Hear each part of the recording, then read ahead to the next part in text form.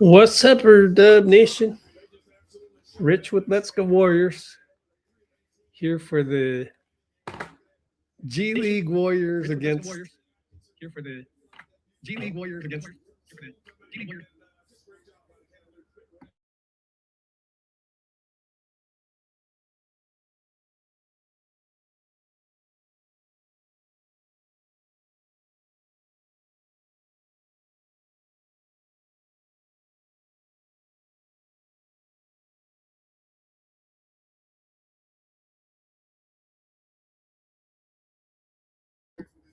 Testing. Okay. I had an echo. Testing. Okay. I had an echo. Testing. Okay. I had an echo. Testing. Okay. I had an echo. Testing.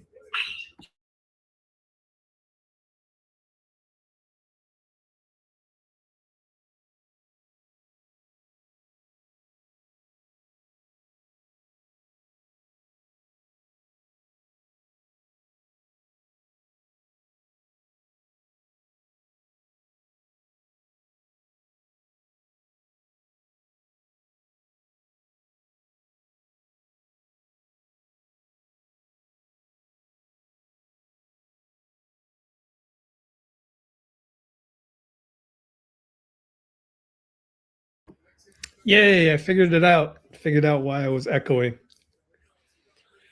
Frozen again? No way. No, I just wasn't talking, I think.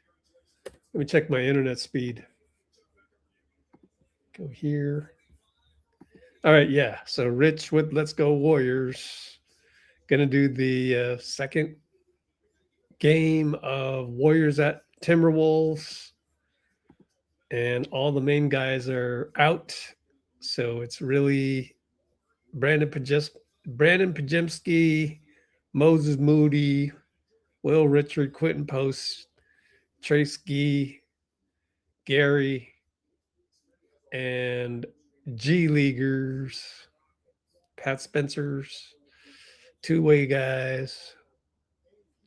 What am I looking for? Looking for a back screen. Oh, I confused myself because it has the NFL on it. Let us check internet speed. Speed test. How bad is it right now? Okay. This is good. Got my energy. This is my energy. Oh, the game is on Peacock. Ew. Yeah, I know. Let's go to the description and update the channel. Game is on Peacock. Let's double check that on the box score. Scroll over one day. Oh, Monday. Cavs just beat the Magic on Peacock. Charlotte whipped the Sixers? Really? What happened? Charlotte Hornets. Oh no, I'm unable to click on it. There we go. Here we go. We're in our town jerseys. Let's see. Brandon Miller, 30 points. They got 7 guys in double figures, and they did not have Joel Embiid. I guess maybe they're on back-to-back. I thought he had a really good game. Oh, wow. We're doing you guys see the starting lineup? That's pretty cool. They do it like football, like NFL. Quentin Post, Boston College. We are going to start these guys. Oh, I don't know. Let's go to Discord. Check our starters real quick. Go to the Bay Area live feed. Scroll all the way down. You guys, as you know, I reported that Malavi Leons is in Minneapolis with the team, so probably get some burn tonight. Spencer, Pods, Moses, Gee, and Quentin Post. And Anthony Edwards is out. So, yeah, I updated that in the previews recaps. Scroll all the way down. Updated report Leon's is with there. So you just go here and out. Anthony Edwards is out. Kirsta says Steph's knee injury isn't serious, but it's bothering him, blah, blah, blah. So should be good. Show comments on stage, my bad. And we are ready to go. Get a free trial of Nitro. I don't need that. Okay, so the Wolves are doing intros. Let's finish up my...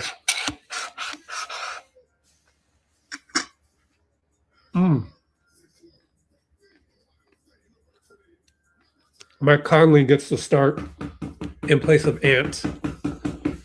He'll play the 1. Dante moved to the 2.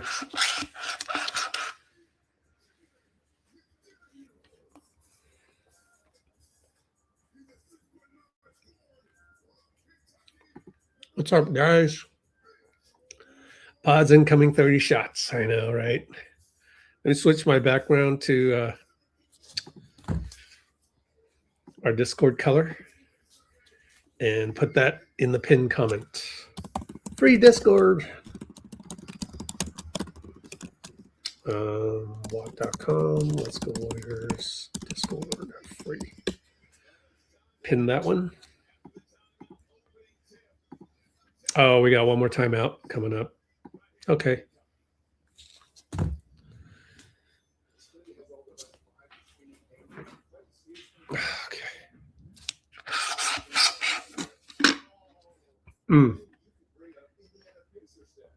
Grizzlies over Rockets. Lakers beating the Bulls. And Celtics killing the Trailblazers.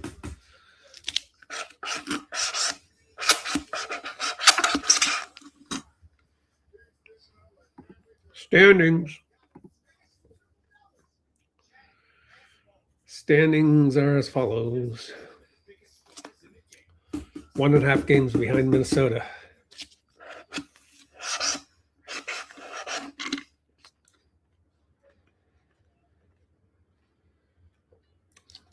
I'm going to ask the same thing. Do you think we're a 6th seed without Jimmy?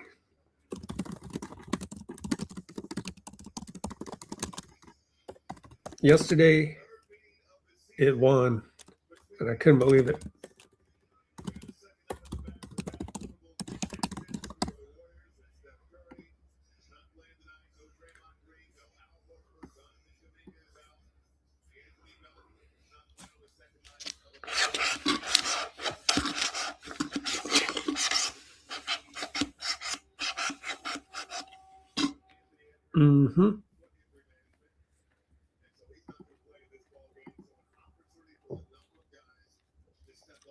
We call them the Ancients.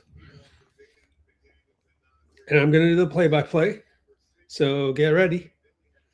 And we'll have some fun with it and not have too high expectations, obviously.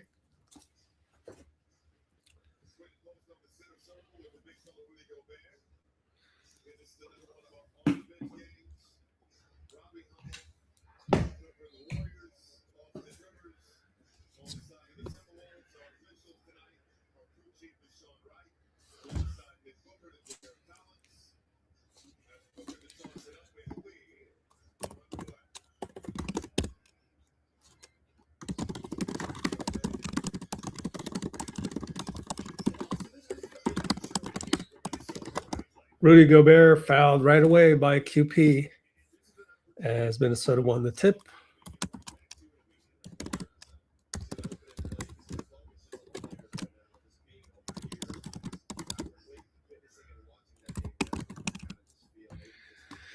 Only if you make a trade for another wing. Yeah, which wing?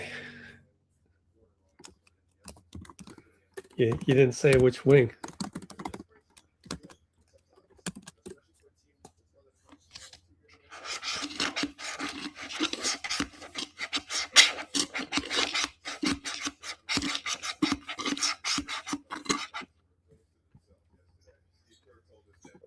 Short, Moody rebound. 1 zip. Need I remind you guys, Did I put the, maybe I didn't put the screenshot on there. Shit, forgot. Gee, attack and kick it to Pods. You know what Pods wants to do? Gets the switch. Oh, I found Pat Spencer for 3. It's good at the buzzer of the shot clock. Good ball movement, surprisingly enough.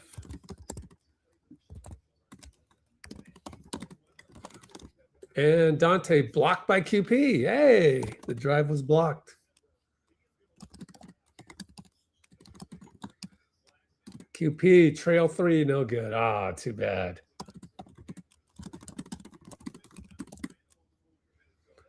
And Julius Randle, dunk by Gobert, put back.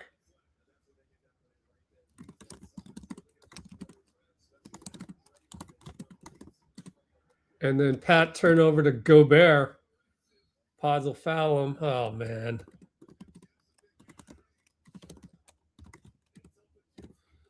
Yikes, guys. Is that just a bad pass by Pat? Check our screenshots. Took one after the...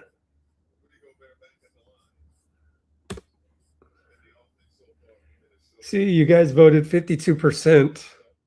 Can we make 6 seed without Jimmy? So I'm doing the poll over again.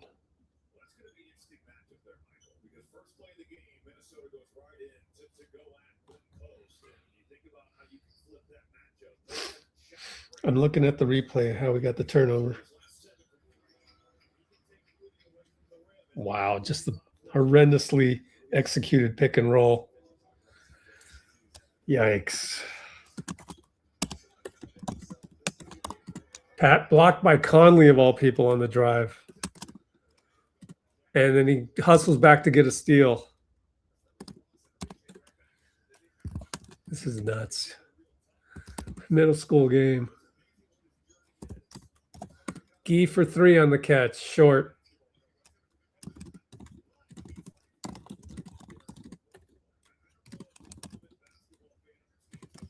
Three ball Mike Conley, no good. Gee rebound. And Gee's going to dribble off his foot. What are you guys doing? You can't, you don't know how to, you don't have moves like that. We're acting like we're primary scorers. Come on, guys.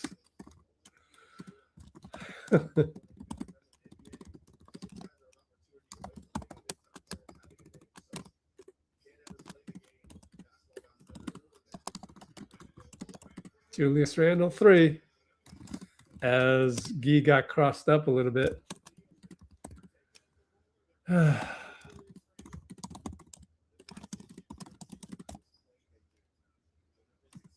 3-8. Pods drives. Fake, fake, fake. Jaden McDaniels smothers him. Back out to Pat. Pat late against Rudy and swatted beyond the arc. Oh, no. Oh, no. This is turning into an embarrassment. We have to get Cryer in there. That's what happens when you got a bunch of complimentary players designed to work around Steph. It just doesn't work. Conley 3 missed it. They're not even playing hard.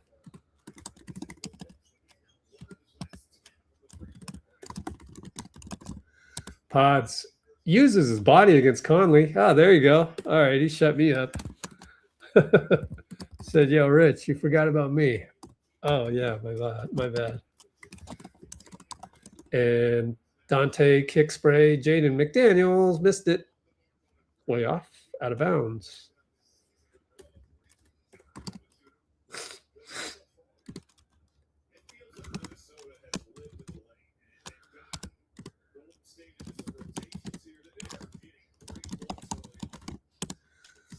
Five to 8, and we walk it up. Here's Gee. Finish my frap here.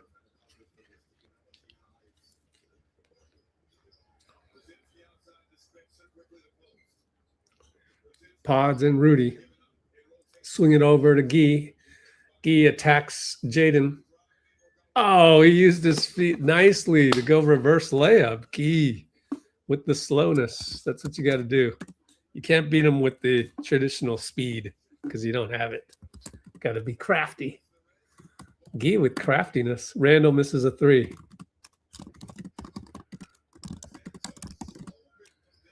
And Guy for three, no good. Oh, Moses is right there as Randle and McDaniel smashed into each other.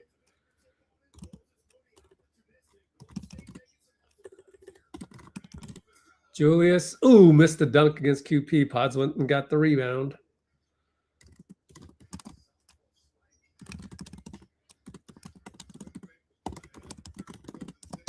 All right, and Pods gets stuck against Randle.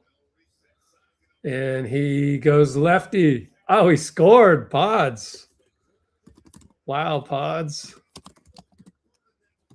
Between the legs, too. Craziness. We're up by three. Julius for three. Pods rebound. Wants a foul. Stop arguing. Stop it. Can't stand that when you argue. Just play ball. QP for three.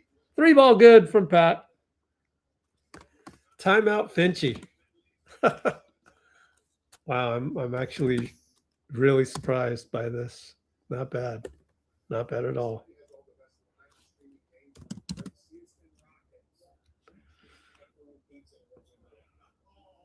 Let me rewatch that whole sequence.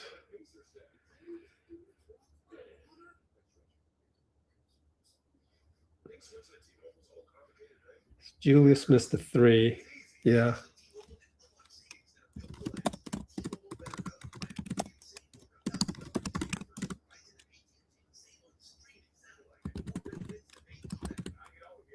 QP to Pat to QP behind the back pass.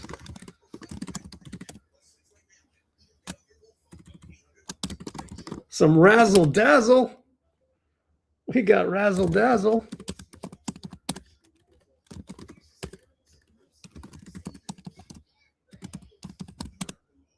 Bench boys got razzle dazzle.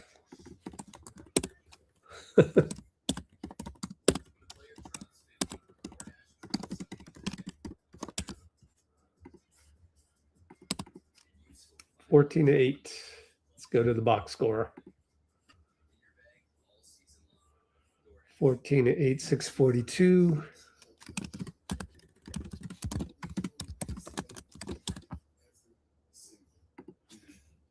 Exactly. We gotta hope that the Wolves get careless.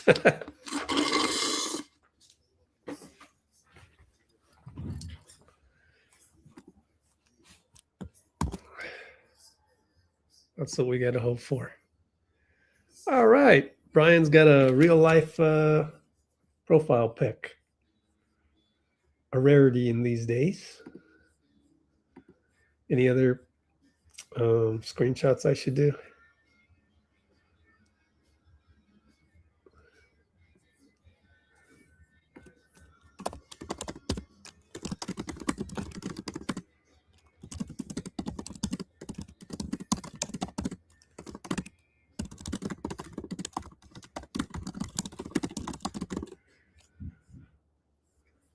You guys see this poll result?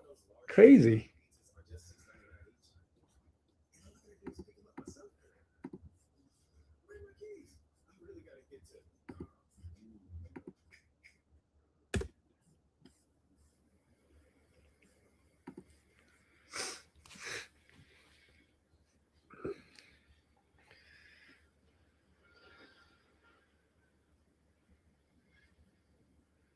Welcome, everybody.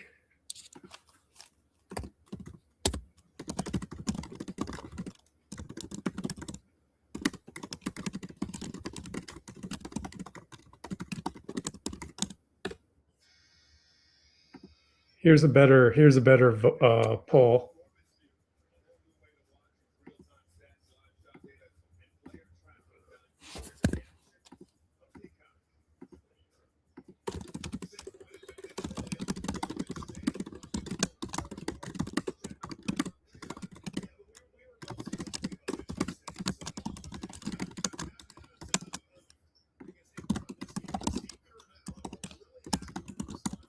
And they missed a 3 coming out on the ATO.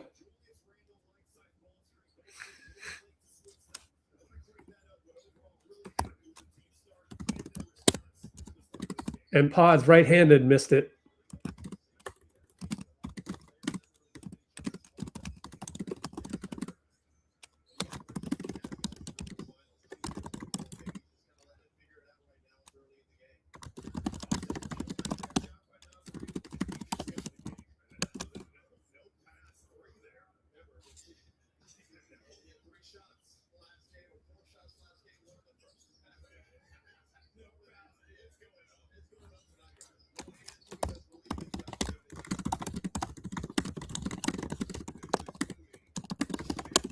Moses right-handed. Bye-bye, Jaden. Wow.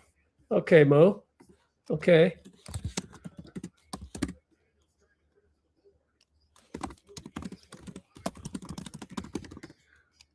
(16-8) Warriors. Dante right side finds Rudy down the lane, and QP with the very, very pedestrian defense. Oh man, that was bad defense, but okay.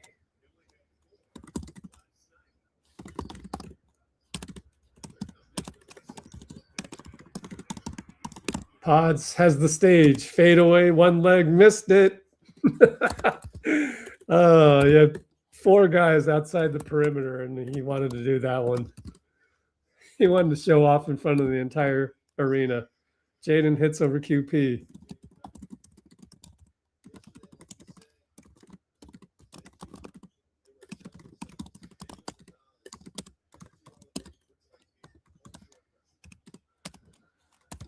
PODZ and Nas, and he dribbles off his foot. Oh God! Oh, man. And then he takes a charge. That's PODZ in a nutshell? There it is for you, Brandon Pajemski. NBA draft highlight reel. Takes a charge. Oh, that is so PODZ. That is so PODZ.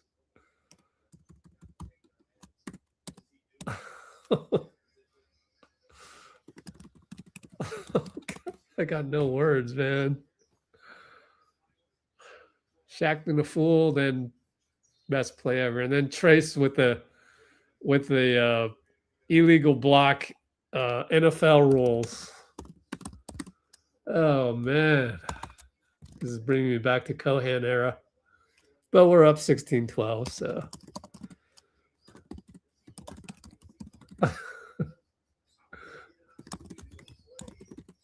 Will Richard swipe, and Will Richard got snubbed. He's not in the Rising Stars, although maybe there's an injury coming up. Injury replacement, perhaps.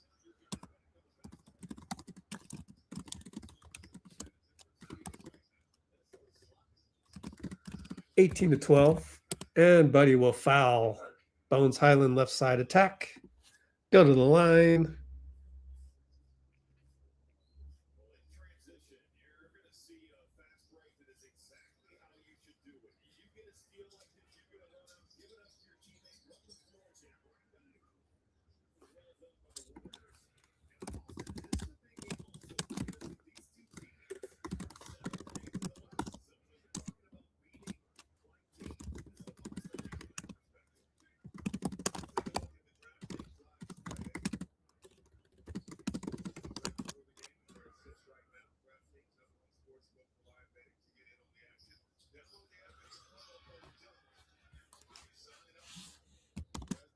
And missed the free throw.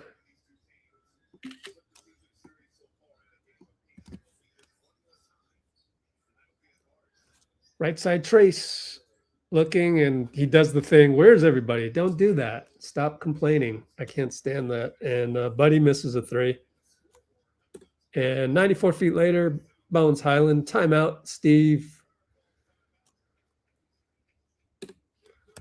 This has got to be the least watched Peacock game all year.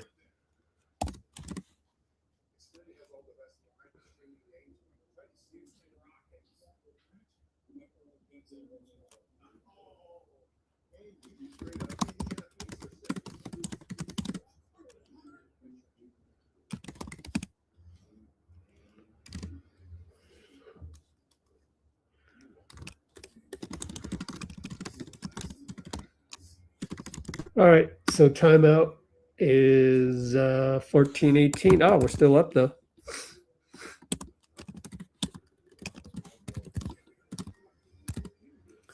$3:30 to go.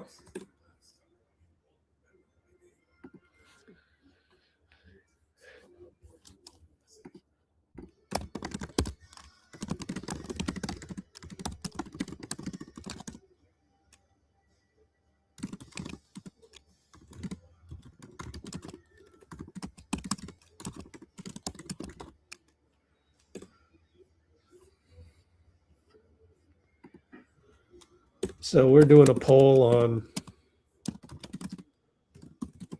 if Trey Murphy or Wiggs would lift us to the 6th seed. I don't think it does. So we're stuck. Therefore, I would not trade JK. Now, I would try to trade for Anthony Davis if he's healthy.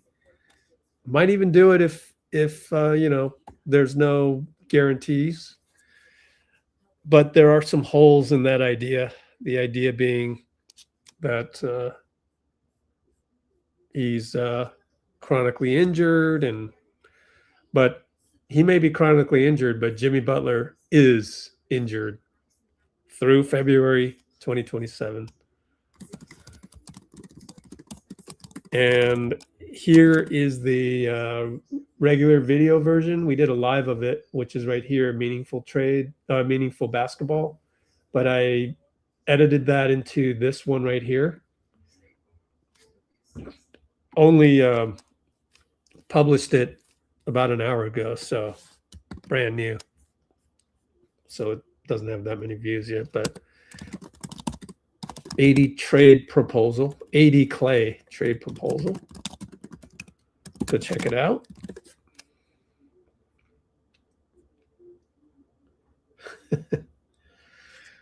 I was playing 5D.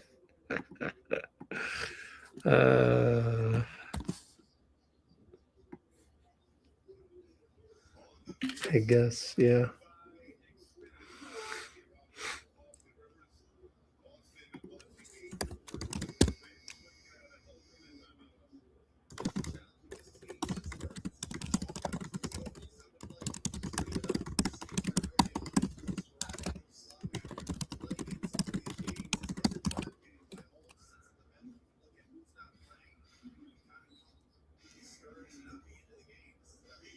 Yeah.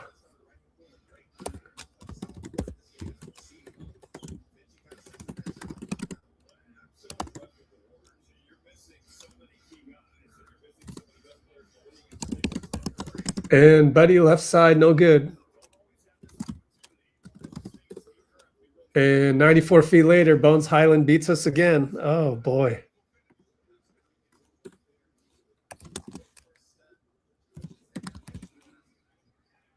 And Pat drives, no call. I think, did he want a goaltend? I'm not sure. And then they throw it away.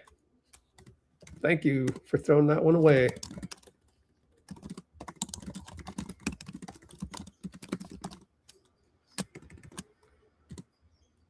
Let's go back to the box score.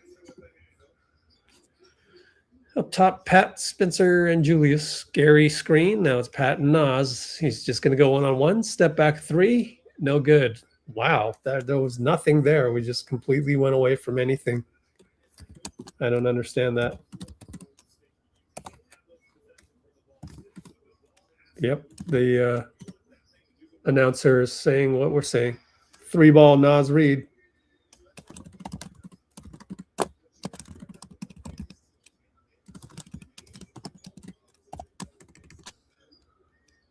And then Will Richard throws it to Hyland.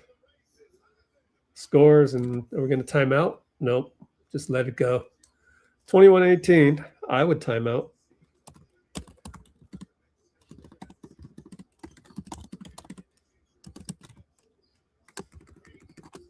Gary for 3. Missed it.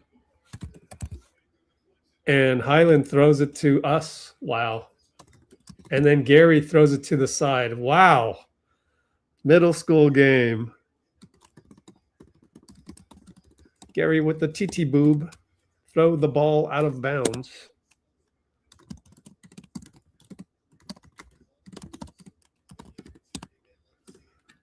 Super ugly.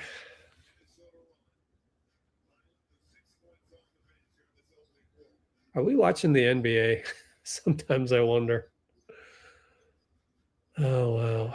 Julius will take Trace here. He's got green light. Hyland against Buddy.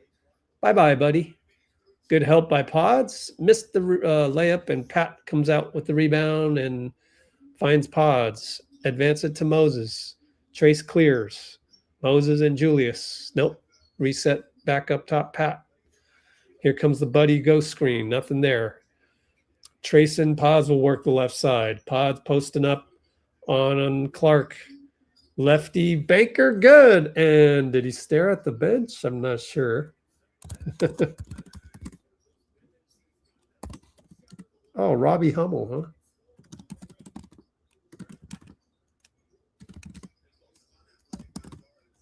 huh? Most unathletic guys are. Fade away by Nas, no good. Trace rebound. It's only 21-20. Pods over to Trace, over to Moses. He attacks Hyland. Hyland smothers him and fouls him. Sean Wright is still refereeing this game because Kevin Cutler did not arrive in time, according to Tim Roy. It was reported on our Discord. Got it from Tim Roy. So Sean Wright, for the second straight game, is our referee. I wonder if they list him as a lead official. Yeah. Wait. No, it's not updated yet. Yeah. Nick Buchert and Derek Collins. Pods against Julius. Sidestep 3. In and out. Hyland another rebound. They got 20 seconds to go. Pajemski on pace for 24 shots.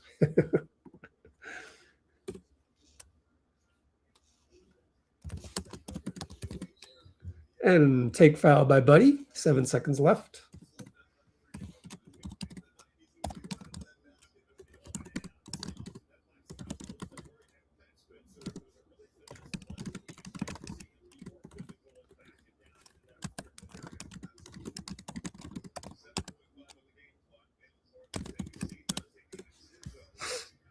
Stuff trying to have fun with it at all times because 82 games can be a grind. Julius Randle, sidestep, 3 ball, no good over Trace. Gee rebound, launches, no good. Only 21-20. End of Q1. Oh, thanks, Bloomer. Here, what I'll do is I'll do this, and I'll do this, and I'll look for my pretty... Oh, check this out. My thumbnails started with Steph and Gobert from last night. Then Steph was announced unavailable. So then I went with, I go, oh, Pods and Ant from last night. Then Ant was listed as out. So I went with Pods and Jaden. And Pods made our thumbnail. So congrats to Pods for making a Let's Go Warriors thumbnail. First time in his career. What an honor. Better than getting your jersey retired. No, just kidding. These are all clips that I put in our latest and greatest behind the scenes. So check this out.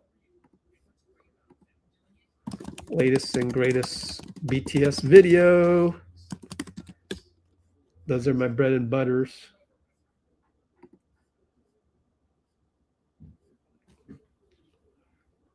And let's do a commercial break. Commercial break, 60 seconds. Please let it run. Thank you. Commercial break coming up right now.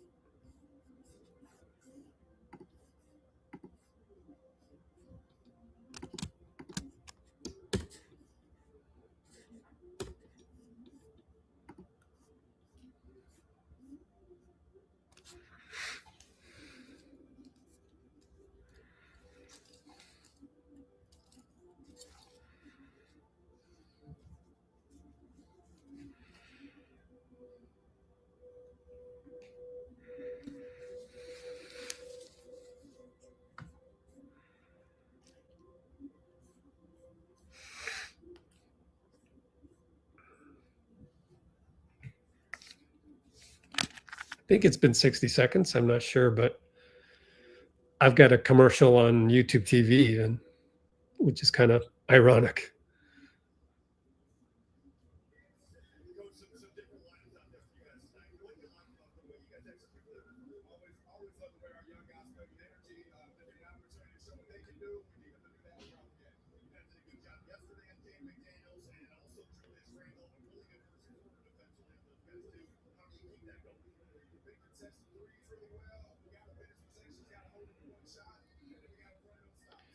Hey, what's up? It's Chris Weems.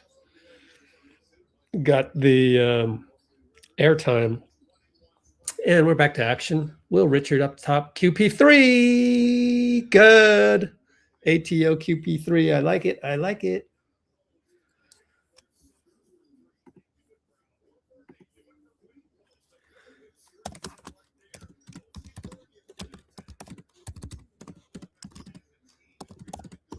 Nas Reed 3. No good. Rebound. Gee and QP. Good job.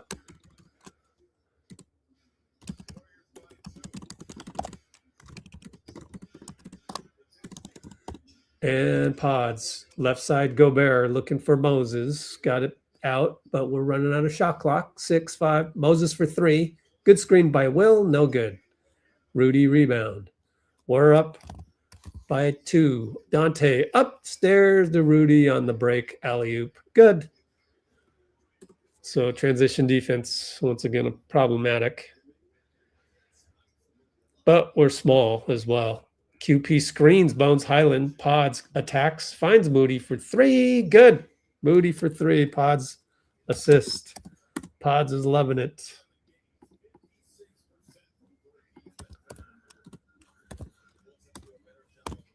Nas Reed missed it. Missed the bunny. And it's Gee.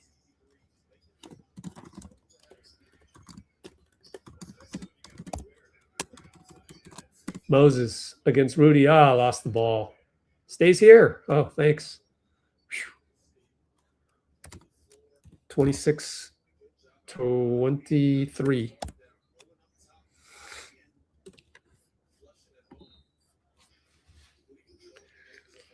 Pods with the blob inbound over to Moses for 2 over Clark. No good. Rebound Highland. How many rebounds does Highland have? Probably 3. Yep, 3 rebounds. On the elbow, Nas Reed, Will Rich. Ah, nice spin. There's nothing you can do about that. That's why he gets paid what he gets paid. Gee trying to do too much again. Please pass the ball. Screen QP. No, you got 2 guys on you. Now Nas Reed draws a foul. Thankfully. Nas kind of is foul prone. 2 fouls. Gosh, Gee, calm down.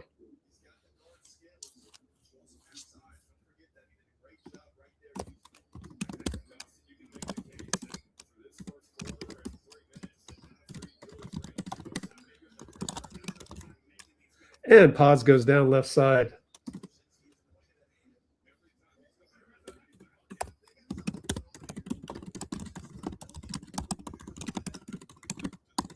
Three ball Highland right back. Good shot, though. None you can do much about that. He wanted that one.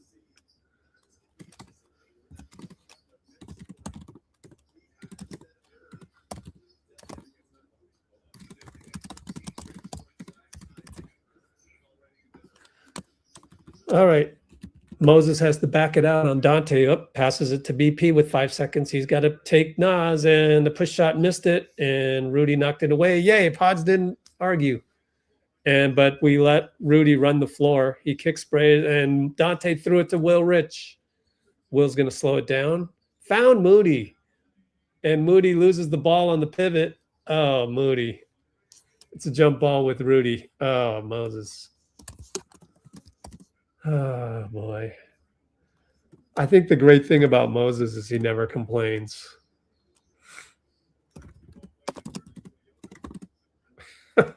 Called it a yoga move.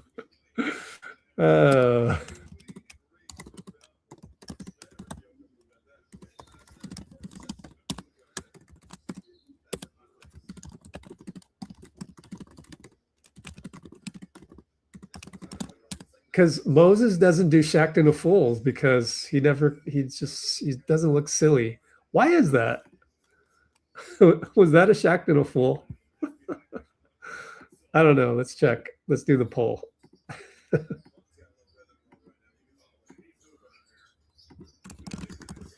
Oh, Rudy down the lane, dunk it.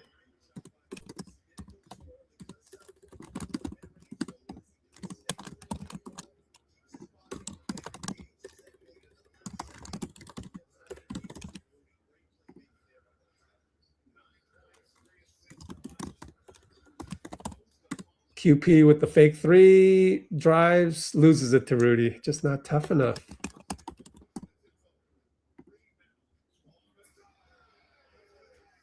And Naz Reid goes down the lane and dunks it. So do you call timeout? Nope, we don't call timeout. Strangely enough.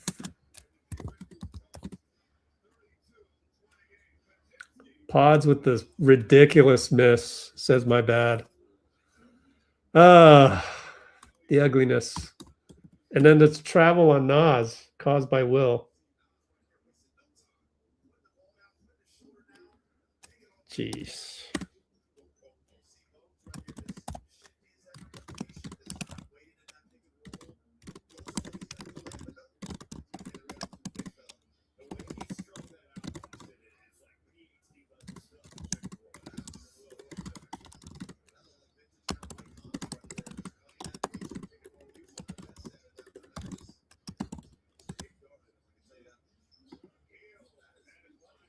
Buddy missed the bucket by a lot, and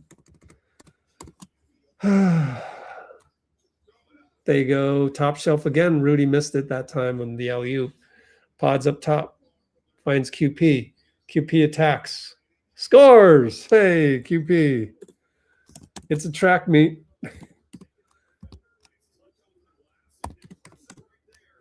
Seven minutes left. Will Richard, another steal. He always does that on Dante scores. Timeout Finch. Amazing. And we're tied up at 32. Amazing.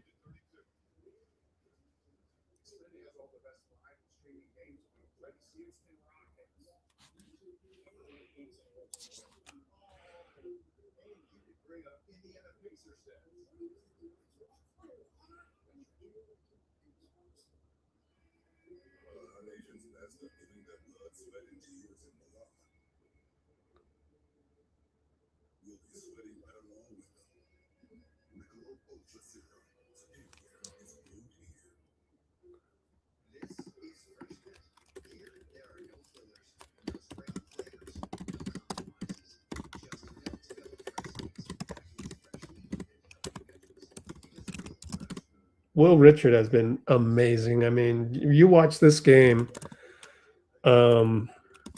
he should be playing in the Rising Stars.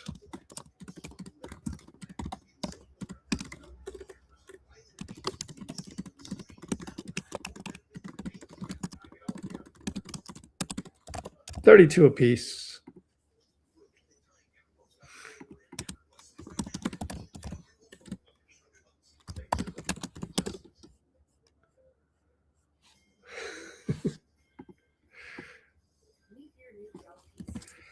And the poll, I closed the poll because I wanted to do the Shackton a Fool. Sorry, Moses. Oh, man. And 15 votes. We said mostly no. Do a screenshot of that. Oh, Matt commented Shackton a Fool right when I did the poll. The yoga pose. Brandon Nashowski.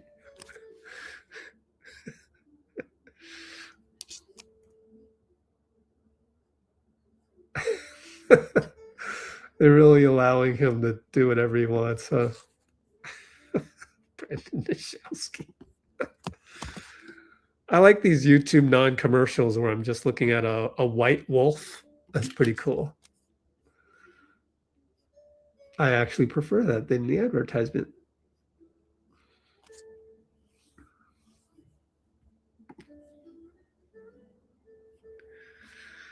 Yeah, I don't know how you build more athleticism for Moody, Bloomer. I guess the game is winnable, huh? Huh. Will is mini Iggy. Oh, okay. I like that. I like that.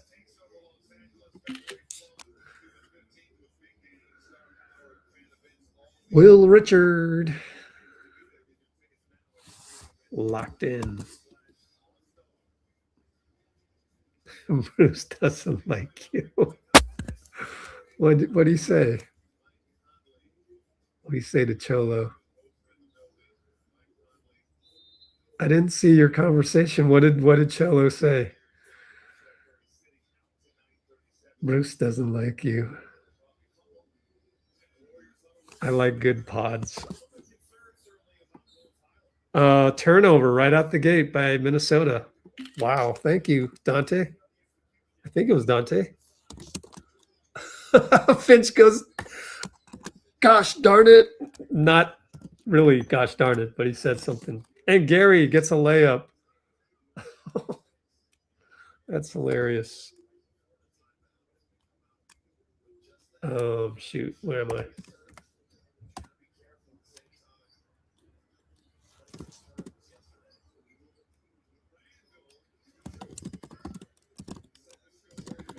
Julius scores. Julius Randle.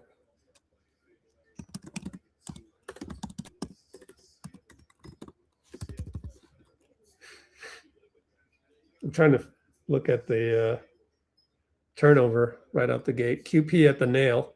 Nobody there.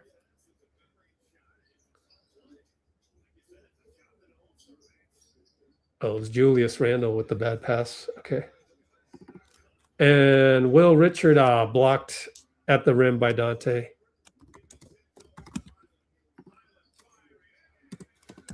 Bones hits a three.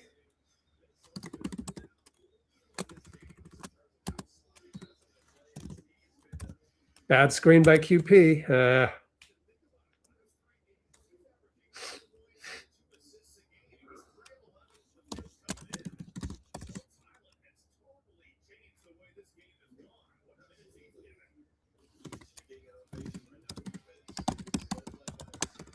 Come on, QP. Down only three, though. That's pretty cool. Ant wearing the Atlanta Braves. He's from Atlanta, obviously. We're in the zone, 1-3-1. Gary up top.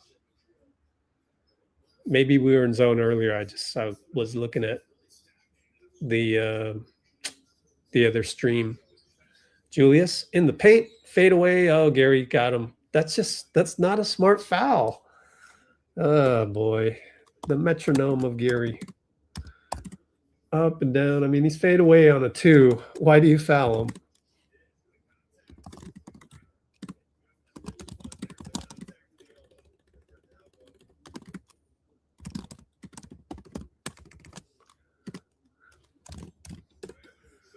We might go down by 5.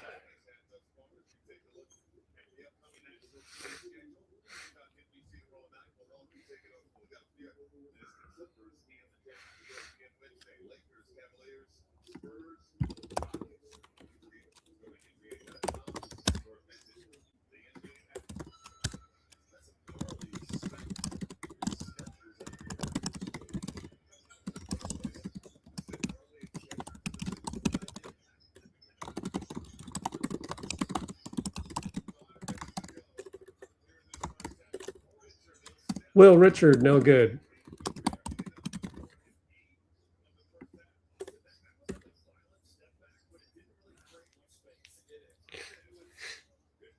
And then Dante throws it away. Thanks. Wow. How many turnovers is that? 10 turnovers already, but we have 8.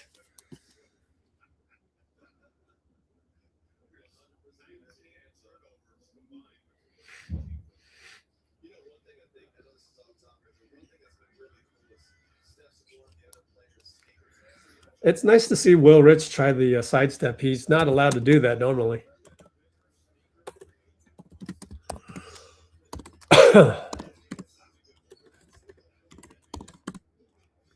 And Guy scores inside on a fadeaway.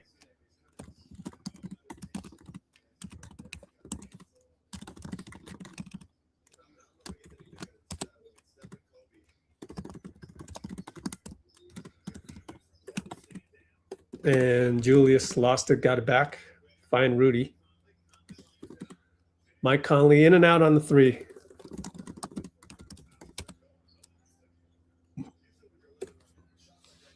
We're only down 3. 2-man game, Pat and QP. QP says, bye-bye, Rudy. You got to score this. He does not. Ah.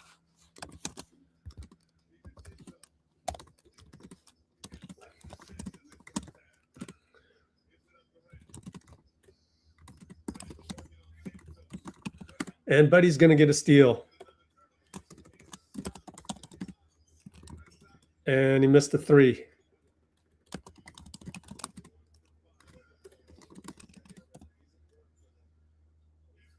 Conley, 3:13 to go. Calls for a pick and roll with Jaden to get the switch. Jaden gets it back in the opposite corner against Pat. Shoots a 3. That's not a good shot. And Buddy does not box out Dante. Mike Conley kicks it. And Gary reaches in again. And there's a timeout coming up. 2:54 to go, down 3.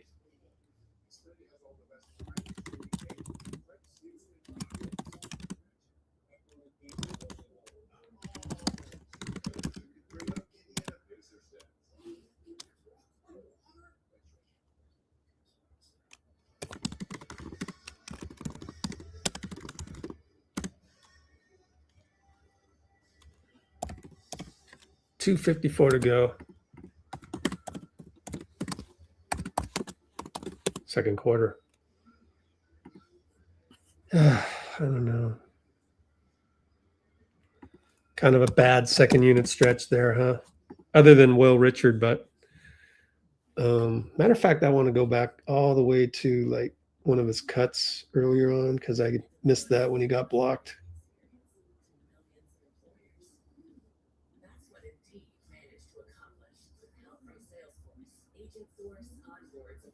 Oh, that one.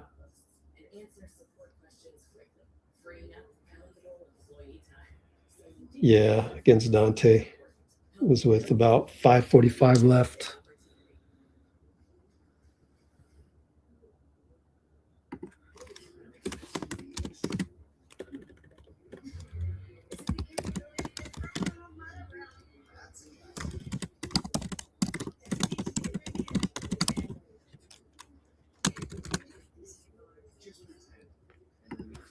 Let's look at the numbers. I mean, I just think Will Richard has played the best, but he's only got 2 points to show for it. He's got 4 steals. Will Richard, 4 steals.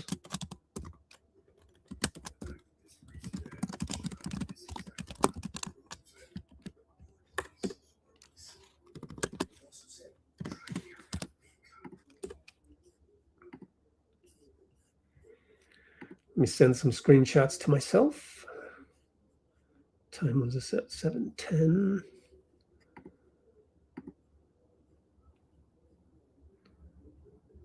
These 4, wow.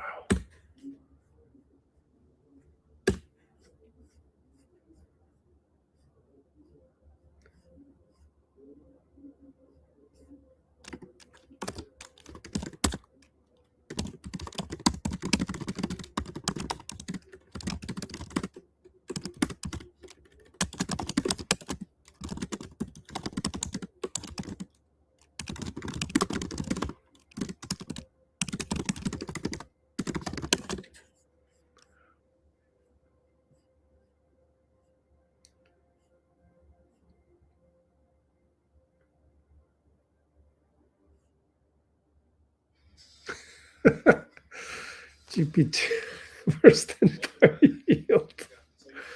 Oh man, that's mean. Man, Bruce. Yeah, the backup dubs are trying. That's for sure.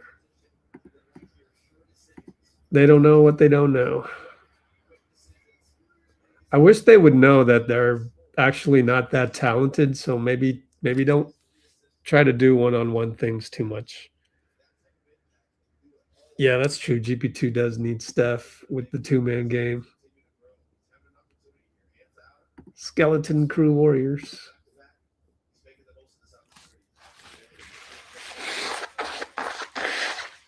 All right. Free throws are good. We're down 5.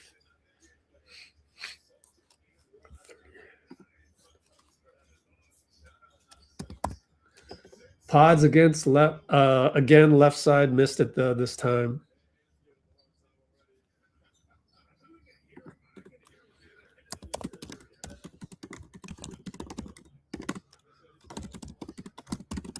Julius at the nail against Pods. Fade away, missed it.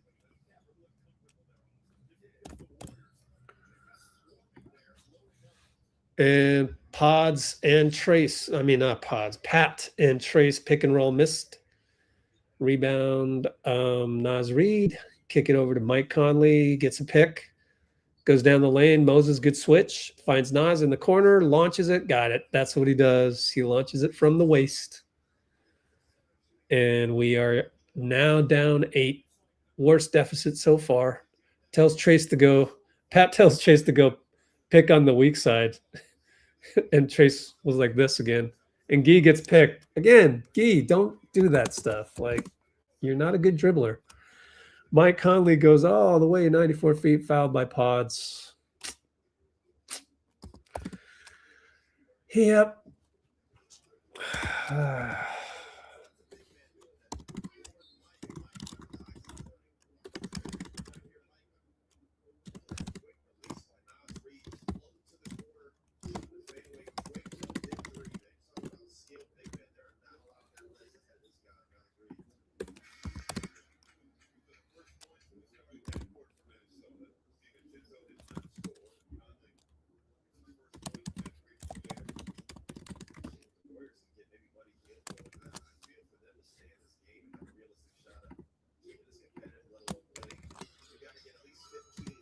36-46.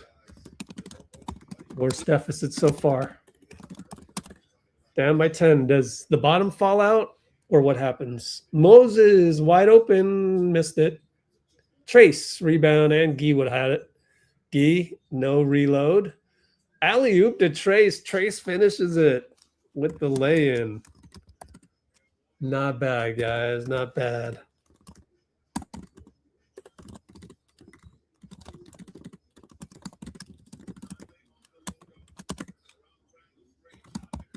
And Julius goes down the lane, beats Guy, score.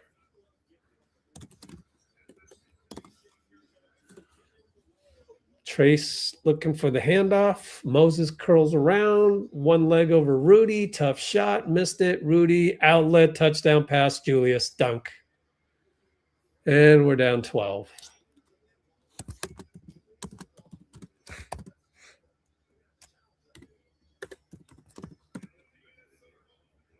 Oh, and then we turn the ball over, inbounding it. Boy, we got middle school blues right now.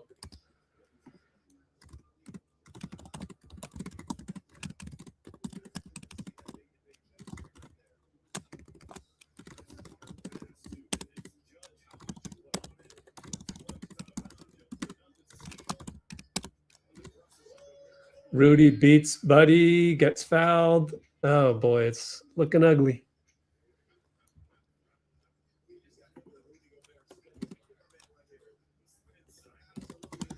Rudy spun past Buddy. Well, it was a, what kind of a run? 38. It was 36-39 not too long ago. So it's an 11-2 run, 12-2 run, possibly 13-2 run.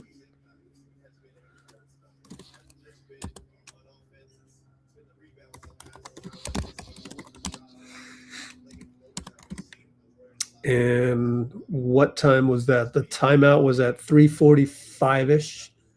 So it's been in 3 minutes. It's been a 13-2 run if he makes the free throw. He does not. So it's a 12-2 run. Oh, they got the rebound. Naz and Rudy. Julius. And he scores down low.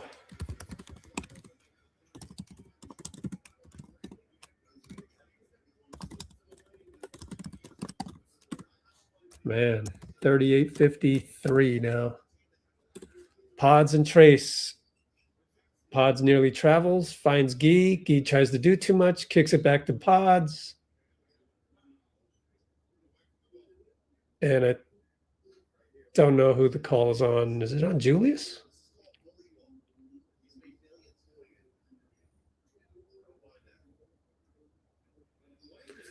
These announcers are pretty good in terms of like they tell it like it is. Unlike Fitz, he doesn't tell it like it is. Called it bully ball. 8 seconds left for Pods. And pick and roll finds Trace. Ah, blocked by Rudy. Elite block by Rudy.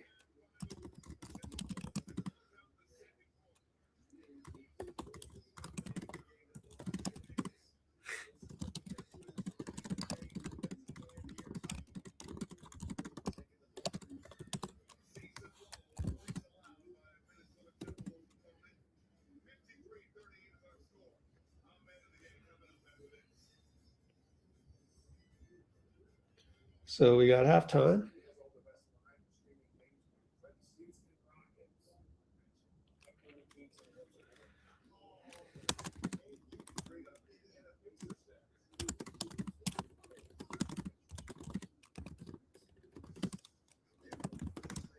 And it is 38.53 halftime. Let's do a commercial break.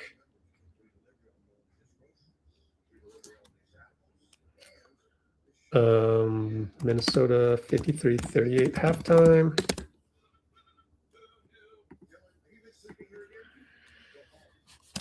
Commercial break time. 60 seconds. Please let it run. Be right back. Surprisingly, I haven't had to do a restroom break yet. All right, here's your commercial. 60 seconds right now. Boop.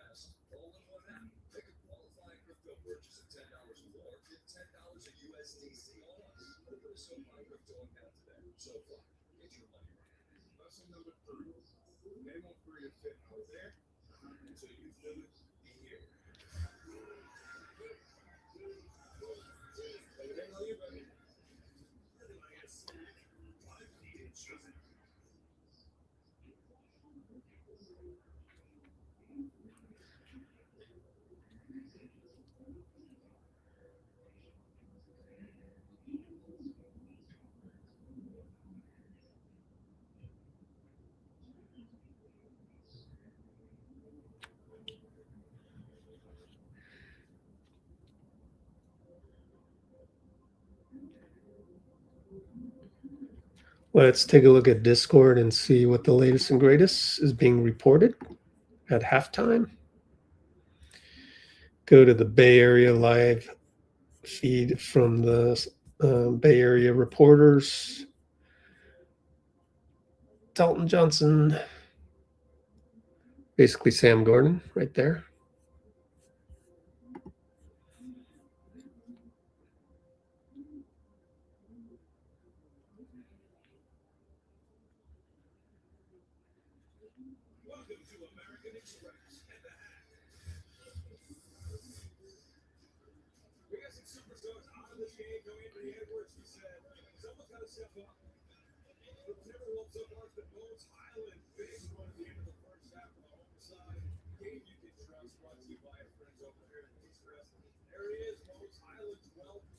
How many on Substack? 4 viewers. Hey, 4 viewers on Substack.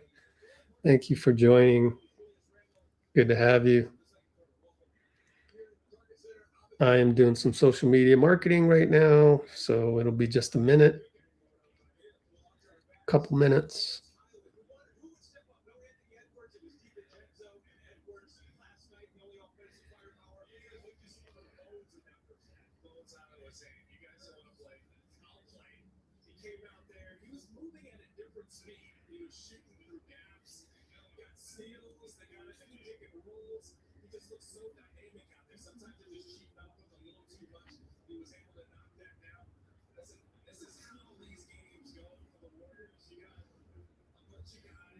Hey, they got Kalena at the half. All right, Kalena. Cool, bro. I thought it was him, but I wasn't sure because it was Peacock and he's with Isaiah Thomas. The bitter one. Nah, just kidding. He does seem bitter sometimes, doesn't he?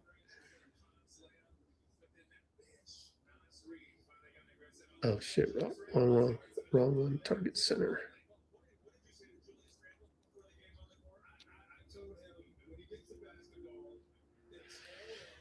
Okay, Golden State Warriors.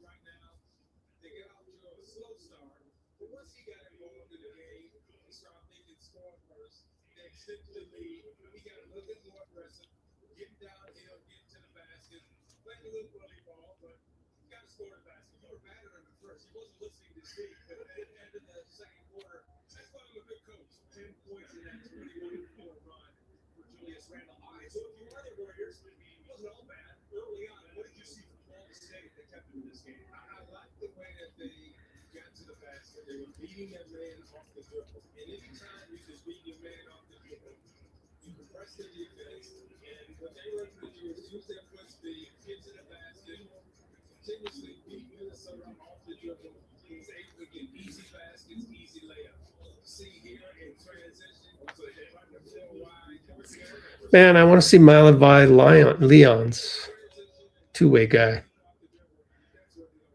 Should we hope for a garbage time to see Malavai? I mean, that would mean we get blown out, but I don't know. Tough call, huh? Hold on, let's do a poll on that.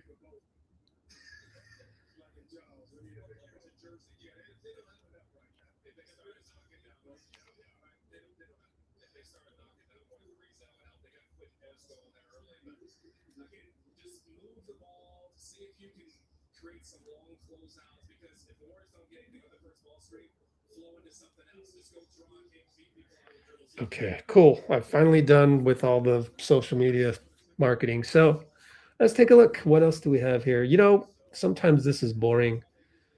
So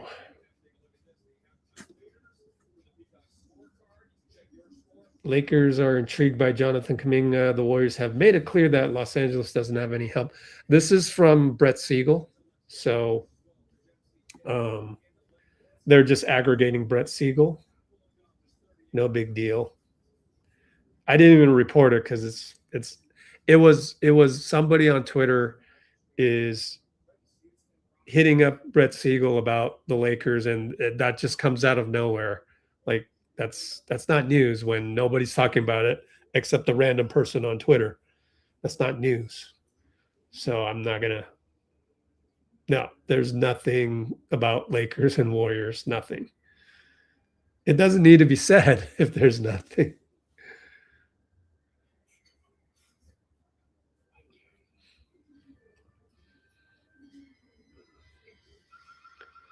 All right, let's take a look at NBA live feed. Jump to the present.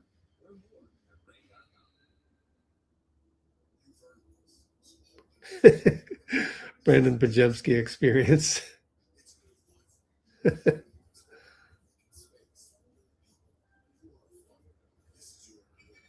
That guy is silly. Yeah, there's not much to report. Okay, what do I need to do? I need to do some more, probably some more, a little bit more of this stuff.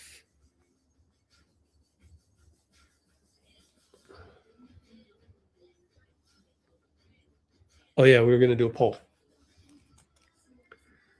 Let's do a new poll. Sorry, Moses, but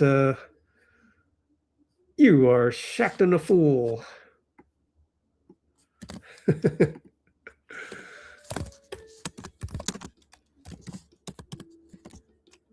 So that's the end of that poll. Next poll.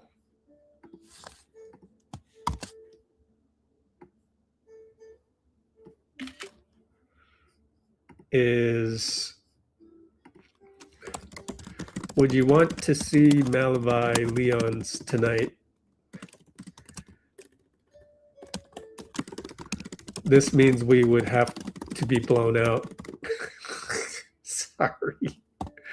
I feel like this is a little Kohan era-ish, but, you know. Yeah.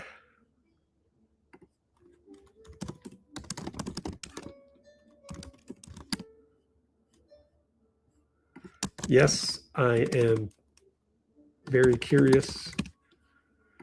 No, let's still try to win the game.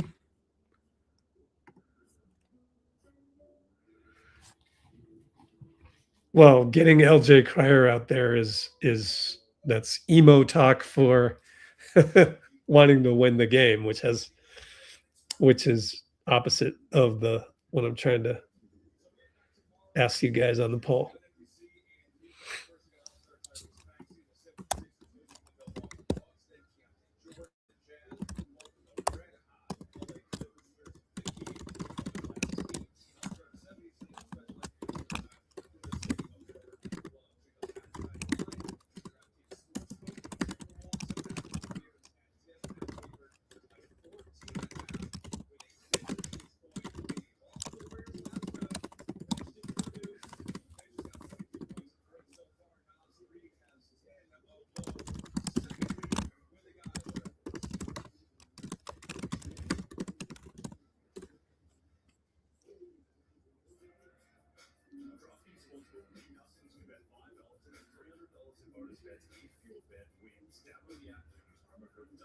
We only have 13 likes out of 26 concurrents.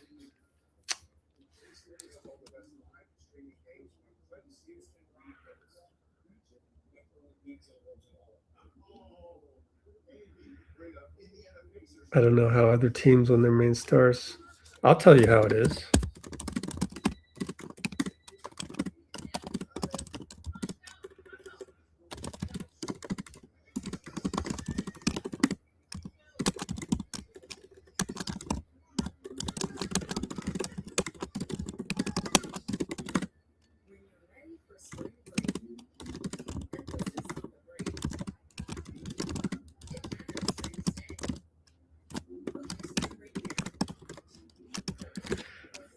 Bloomer doesn't know about other teams' backups, and I'll tell you what's different about it is they have more athleticism and length. Now, it might not be good teamwork.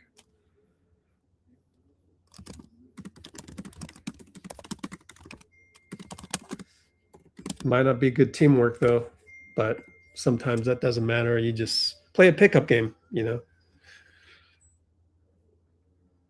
And that's the problem with our team is if our team is built to complement stuff. That's the one thing people forget.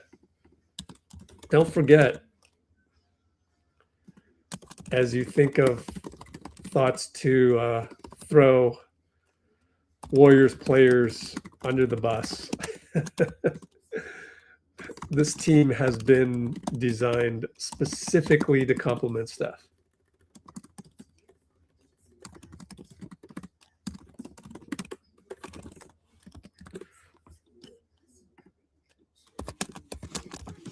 I'm not saying you guys are throwing the Warriors under the bus. I'm just in case you are. Primarily anybody new on here that's the first time and doesn't know how we do things here at Let's Go Warriors. I'm here to remind you to, you know, we can make fun of the team all we want, but at the end of the day, we're still appreciative of the fact that we get to come here and enjoy the Warriors and, you know, come together for a common bond, which is the root for the Warriors no matter what. I mean, we're going to root for them. And I know the poll sucks, right? But the poll tends to suggest that I'm a hypocrite. But actually, I really am curious about Malavi Leon's. And when I see that the other team is so much bigger than us, and that's nobody's fault. It really isn't anybody's fault. I mean, it's just everyone here is supposed to compliment Steph. Check that box. We proved it by winning 4 in a row with Jimmy, and one of those was without Jimmy. And like, I mean, you a whole 3 quarters was without Jimmy, or 2.5 quarters. So anyway, wow, Austin Rivers has a job with NBC, not bad. But like, I'm just saying that when I see the clear disadvantage tonight, I think I want to take a look at Malavi Leon's, because maybe he can play next year, right? I mean, everything changes with Jimmy and the ACL. So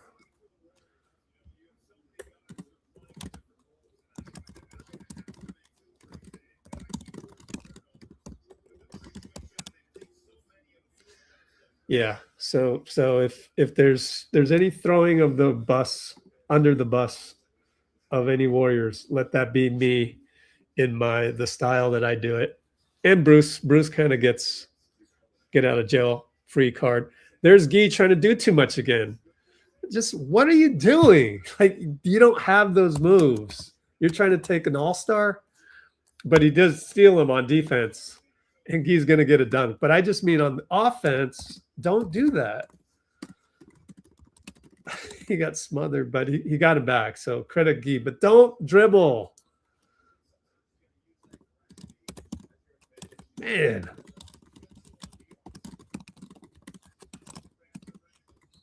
And inside, Julius elbows Guy in the stomach, maybe on purpose. I wonder. If it was Draymond, they would review that, right?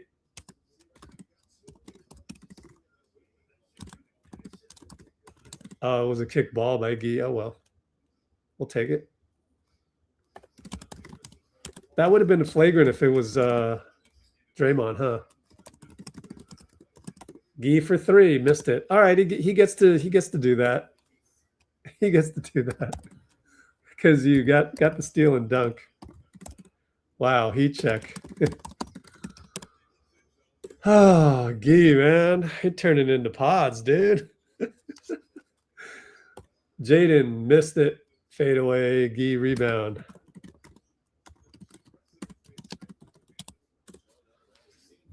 And Pods draws a foul, and he wants a 3-point shot. Oh, stop it. Stop it. Conley fouled him way before.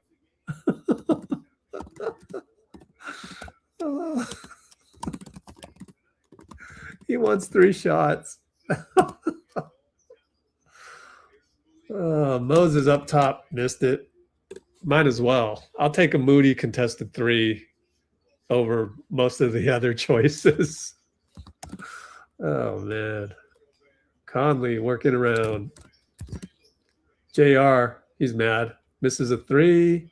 Oh, I thought it was out on. Sorry, I thought it was out on us, but it's out on Rudy.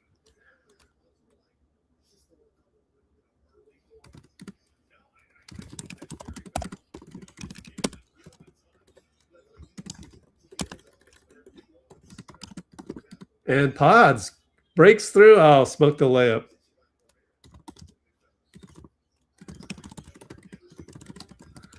Julius for 3 as we retreat, missed it. We couldn't get the rebound, but there were 4 guys, so we got the rebound. Minnesota's like, I don't feel like rebounding this one. Pick and roll Guy, and Pods goes over to Moses. Oh, bricked it. Didn't even hit the rim.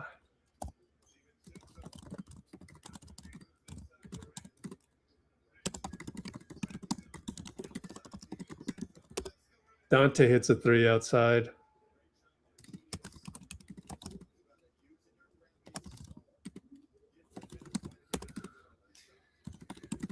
And Pat misses a layup.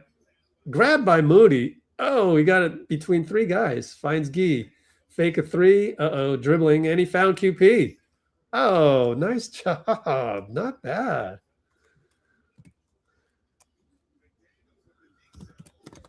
And Julius charges. Oh, no. Gee. It's a foul on Gee. Oh, that's too bad. That's really too bad. That sucks. Oh, he's moving a little bit. Turned. He should have just took the brunt of the body. Well.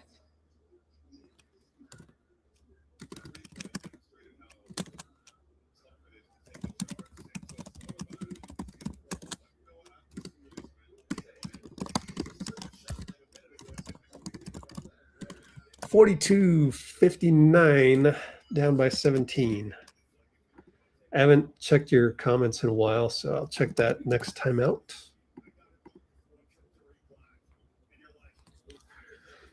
Pat Spencer over to Moody. I'm calling our guys the wrong name. Uh-oh, Gee moves. Oh, bricked it. Oh, man, we're trying to do too much. Again, Jaden McDaniels scores it. No, it's a charge. I thought PODZ was in the lane, or in the restricted circle, but okay, I'll take it.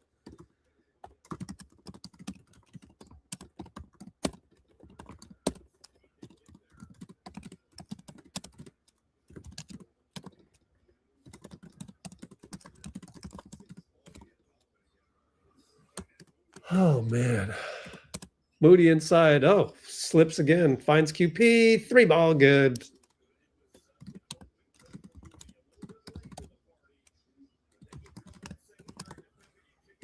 $45-59. We're down.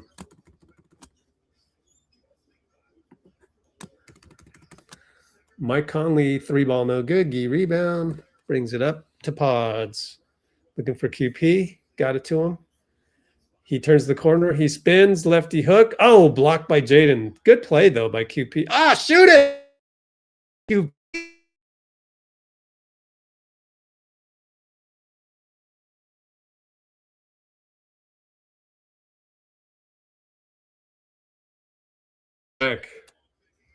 Gee rebound. And finds PODZ for 3. Brack. Ew. Dante for 3. Wanted to dagger us. Missed it.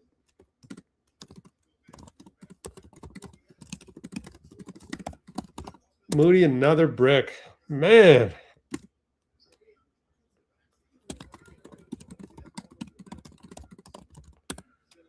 This is ugly.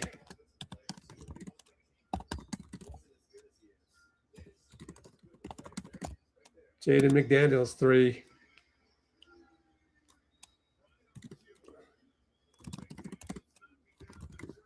$45-62. Malavai. Malavai. Malavai. We want Malavai. Timeout. Oh, man.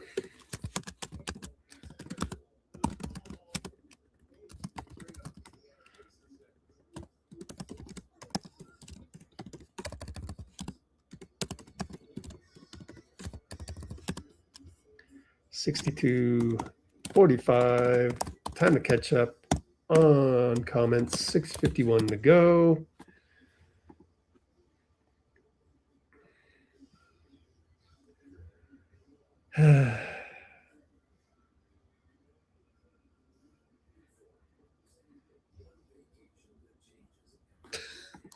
What?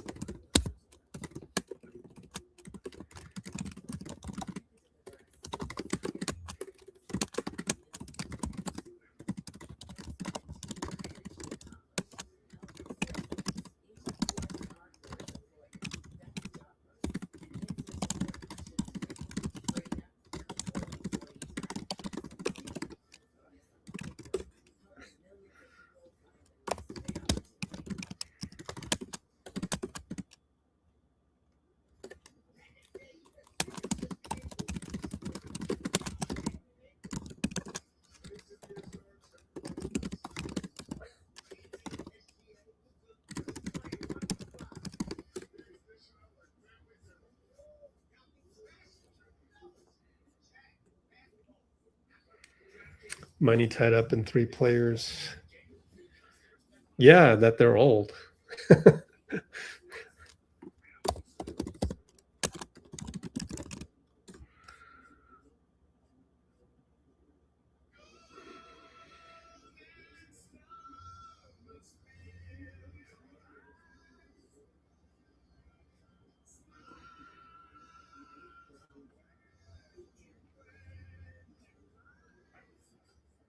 Brandon's got 12 shots. Moses 11 shots. Yeah, Wolves have a tall team, all right. We have no free throws. Duh. Hey, Bloomer wore the bucket hat for good luck, but I had a feeling it wasn't going to work tonight.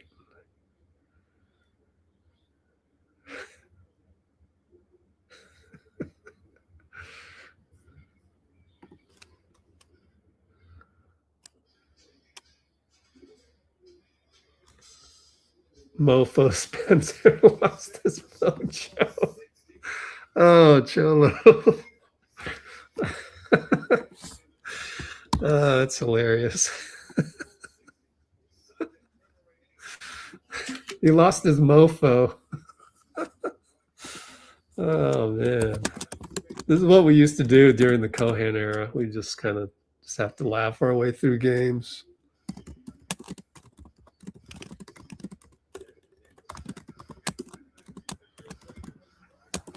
All right, what's our ATO? Oh, Guy lost it, but Buddy picks up the loose ball. He's got to attack. He spins. He kicks. Pods with 10 seconds. Screen by Guy. Roll Guy. Find TRAYCE. TRAYCE inside against Rudy. Missed it. Got it back. Put it back. Broken play. Good job, TRAYCE. Whew.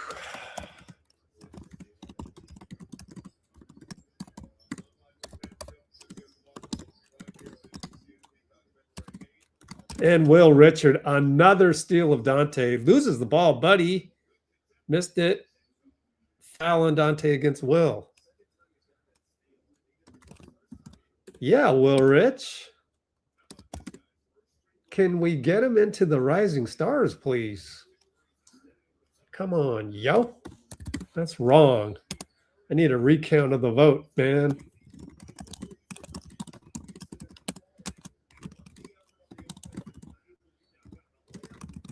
Ah, Buddy missed the free throw.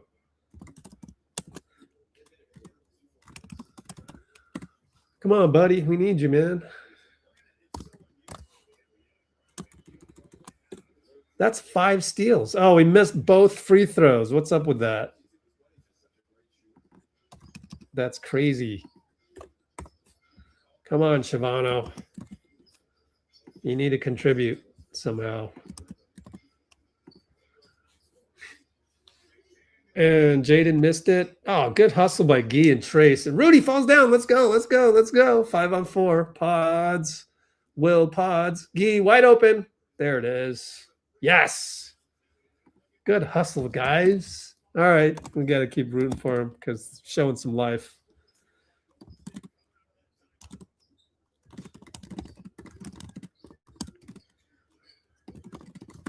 Randle. Fadeaway 2-pointer. Good. Too bad. That sucks. Got it down to 12. Pods turns the corner. Slow Euro against Rudy. That's tough. Kick it out to Guy. 3-ball, no good. And rebound Hyland. It's been everywhere. He might be the unsung hero for Minnesota. Jaden and Guy. Guy gets beat. Oh, he blocks it on the way back. Hey, not bad, Guy. And Pods throws it away. TTBoob. Throw the ball out of bounds. 2 turnovers only.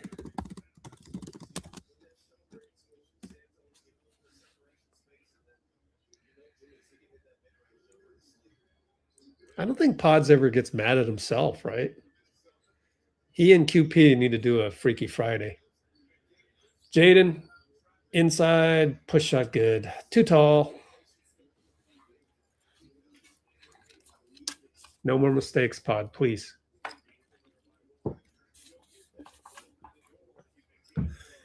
Good, strong screen by Pods. Gets it back from Moody. Attacks. Gets fouled. We'll go side out, and he's going to complain again. Pods, man, you got to earn the right to complain, dude. He doesn't understand that.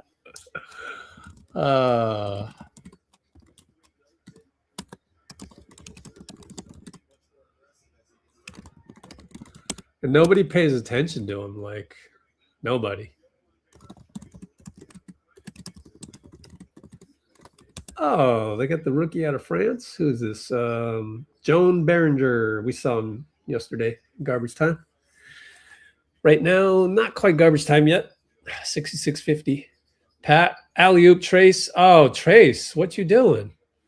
Just catch the ball. 2 hands. That makes no sense.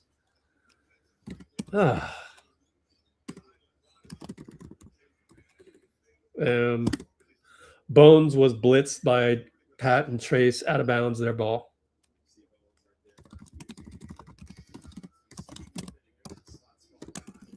Man, tonight's recap. I have like a lot of little scouting notes that I think it's going to be a long recap because I can see everything that the young kids are doing wrong, and it's like tiring. Hyland burns everybody, finds Naz Reid for 3, corner no good. Tip, tip, tip, and Clark got it. He out-tipped Trace. That never happens. Jaden for 3. Come on, Trace. You look tired. You barely play. You got to have energy. You can't be hanging your head all like that.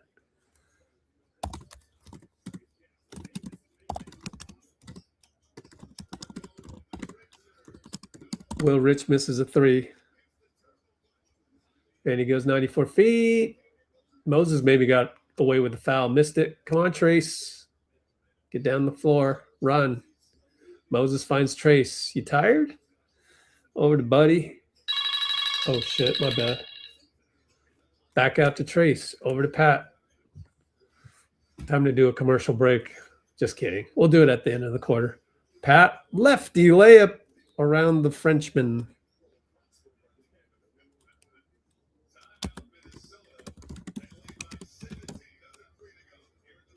Trace looks winded, man. I don't know. He looks winded. But Pat got a nice lefty lay. Filet, we call that. 52, 69, 259.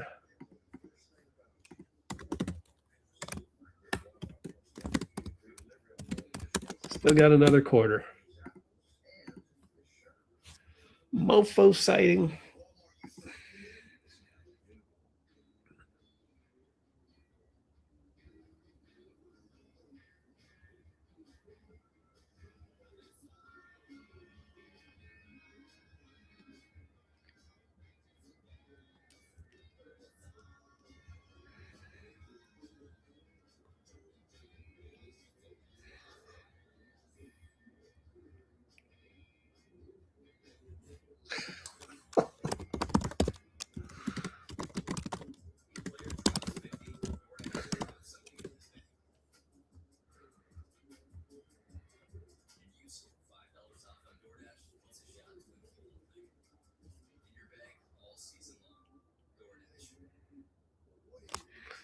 Unserious? How are they unserious?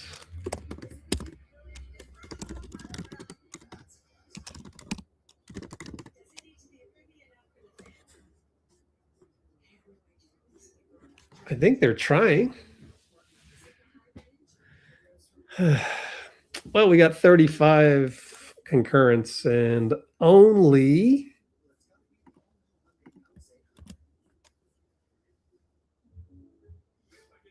14, 20 likes. Can we get 15 more likes? Please tap. 36 concurrents. Only 20 likes. 35 it was 2 minutes ago.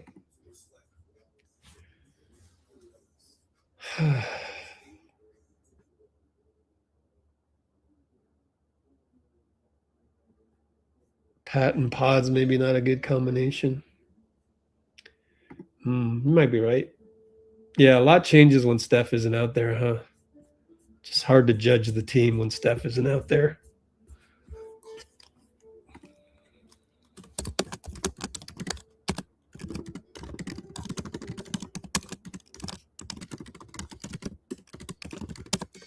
Everything is based on Steph. Every formula is based on Steph, for good or for worse. I mean, you could argue that every formula was based on Steph and Jimmy, but that is not going to be the case until February 22nd.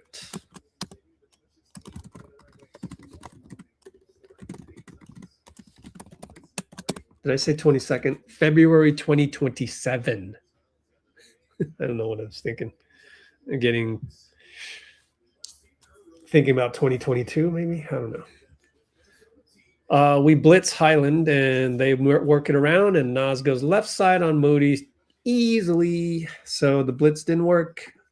Stackhouse, KYP. Not just kidding. Know your personnel. Oh, man.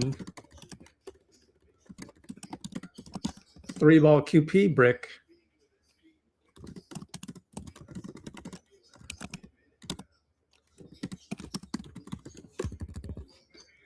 Three-ball Nas, no good. Moses rebound. Can you dribble it? Yes. Brings it up slowly. Very slow dribbling. He's not fast at all. Over to Pat.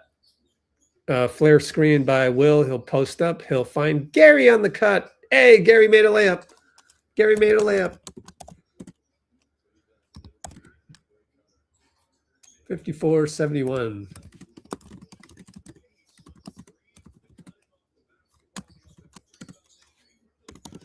Jaden walks into the paint. Oh, smoked a layup 2 times by the big man. Will Rich long rebound, but it's 1-on-2. He will find some safety at the right hash mark. QP looking for the handoff. Pat, where are you? Come on, Pat. I don't know, man. We look a little tired. QP for 3. Those are not sharp cuts. A little disappointed by Pat on that exchange. But Gary causes a steal. Hey, Gary. 3-ball Moses. Splash it. You never know what's going to happen with the Moses 3.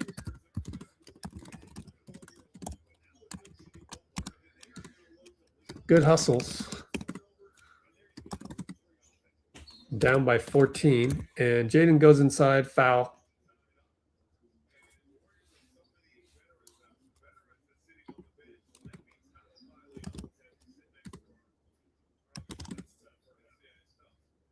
Oh, man. Malavai Leons is sitting next to Rob Hummel. That's funny.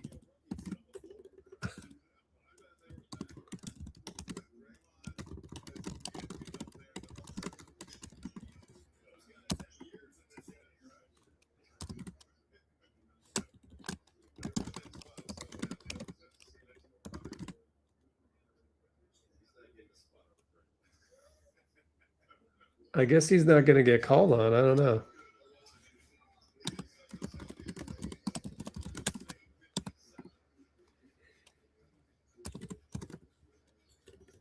All right, Pat up top. QP Pat. It's too far from the bucket. So it drives in, finds Gary for 3. No good. And Pat gets a steal on the offensive rebound. Finds Will. No good. Nas rebound. We're down 16. Jaden right side. Kick it all the way up top. Bones and Gary. We got 24 seconds left. 10-second differential. So it's 10 on the clock. Bones draws a foul. It should be side out. Thank you, Sean Wright, keeping it consistent. It'll be side out foul, Gary. However, are we in the penalty? We're in the penalty. Gary fouled while we were in the penalty. Who thinks that Gary forgot how many team fouls we had? I think that's what happened.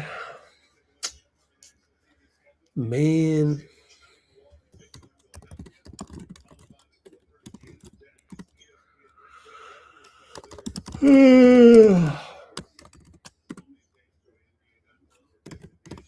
Palindrome. We're down 75-57. Palindrome alert. 18-point deficit. Pat, QP goes away. Pat and Jaden. Screen Gary. No, he threw it to QP for 3. Got it blocked. Got his own rebound. Luckily shot it early. Pat finds QP. Finds Will. And it's too late. And QP's mad at himself. Was it QP's fault? He is sometimes not aggressive.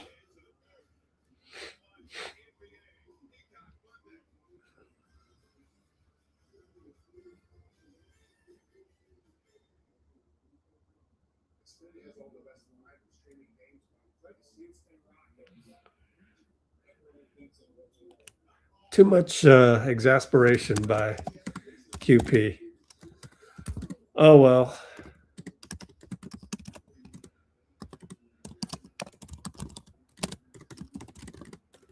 I mean, when you get the ball near the basket with 3 guys, you got to know your personnel. Rudy's not there. Just go up. I can't go on this roller coaster ride with so many young guys. Please trade for Anthony Davis. I'm done with it. Let's do a commercial break.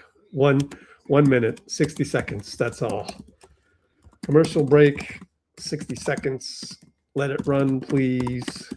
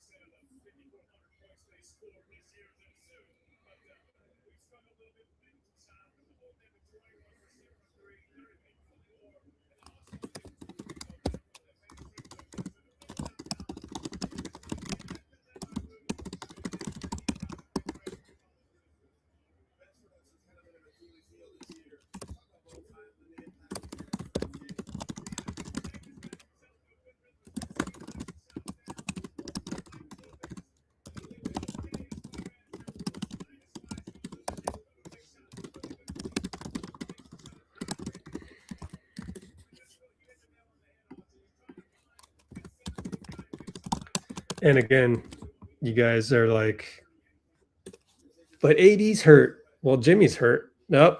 Pods dribbles right to Dante.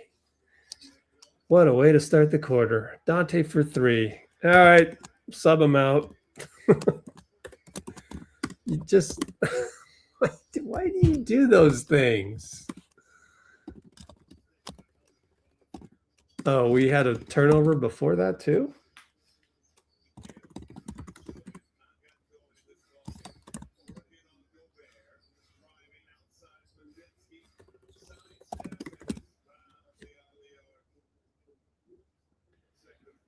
Pods was fouled, I guess.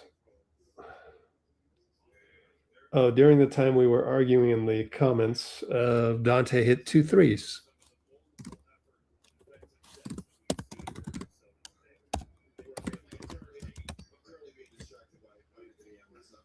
Hey, Malavai Leons is out there. And we did not get to see how that play developed, as it was just a turnover, and they showed they were interviewing somebody insignificant. So that's pretty upsetting. Okay, just Dante hit a 3. That's it. So that was the only turnover. They said 2 in a row, so it must have been carried over from the last quarter. We're now going to full court press with Leon's in the game.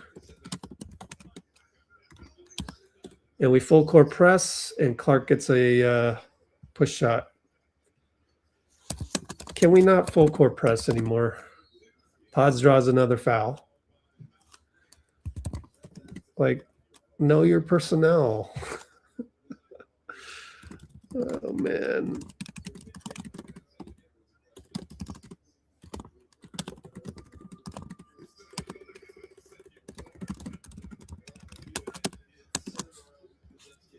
You're doing full court press with a guy that hasn't played for us yet. Has Leon's played? I don't think he's played for us. This is his first game, right? Pods misses a free throw.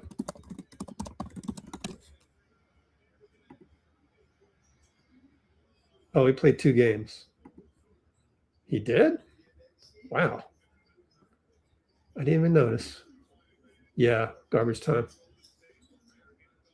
Miami and Toronto.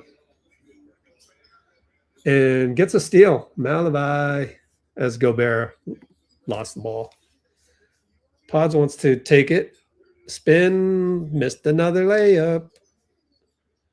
And then he's going to complain, and he had a steal in front of him, and just that's what you get for complaining.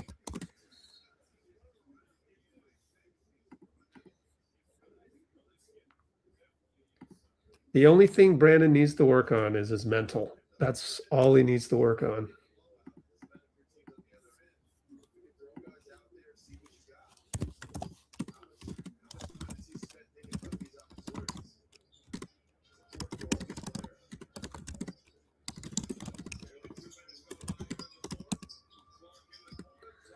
Clark, look at Gary fly, but Rudy got the rebound and Gary fouls him. And 1 dunk.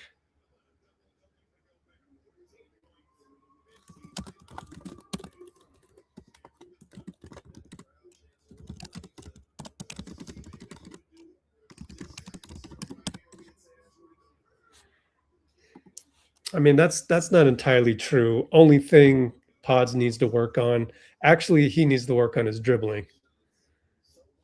I think just better dribbling.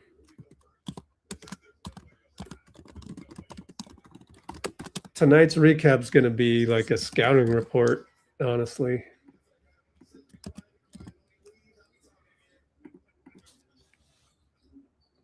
Nearly another backcourt by Brandon.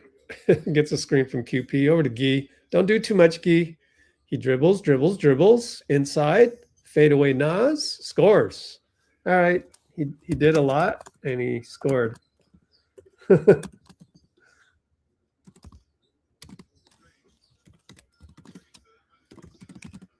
Nas up top 3. QP hangs his head.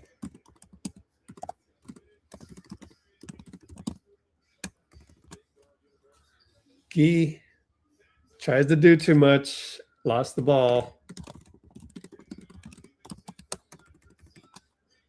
Donte 3 got his own rebound. QP bumps him, no call.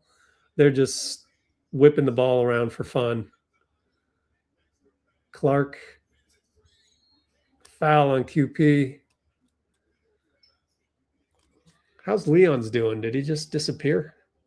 He's in there.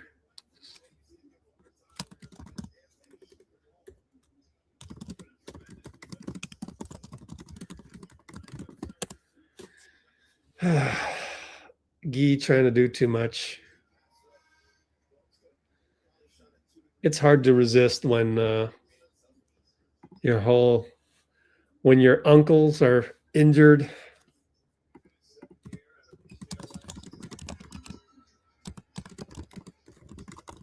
Not injured, but resting / injured.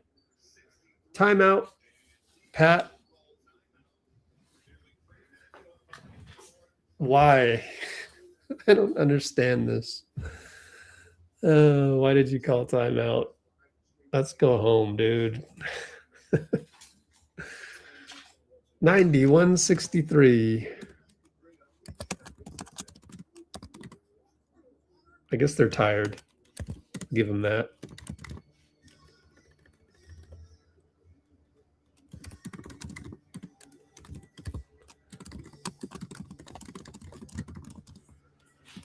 I'm the only one taking notes on a complete blowout. But that's what I do. We'll do a recap after the game.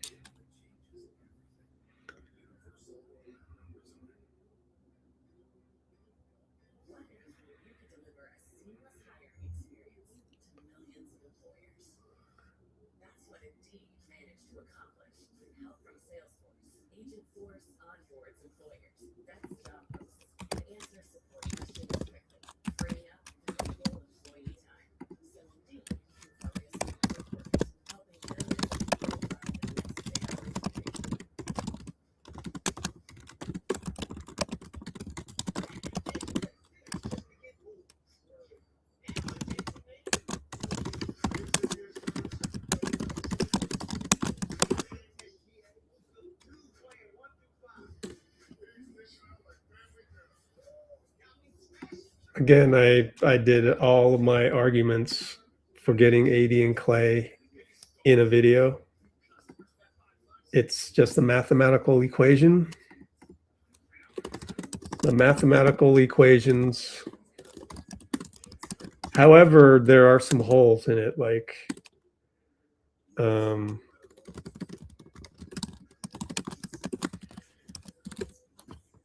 right now, Najee Marshall is coveted on the market. So that's a big problem.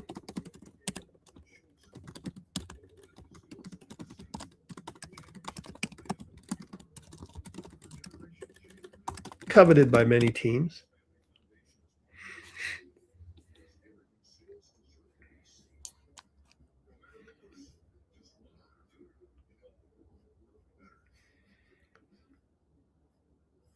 Man, you guys need to watch my video.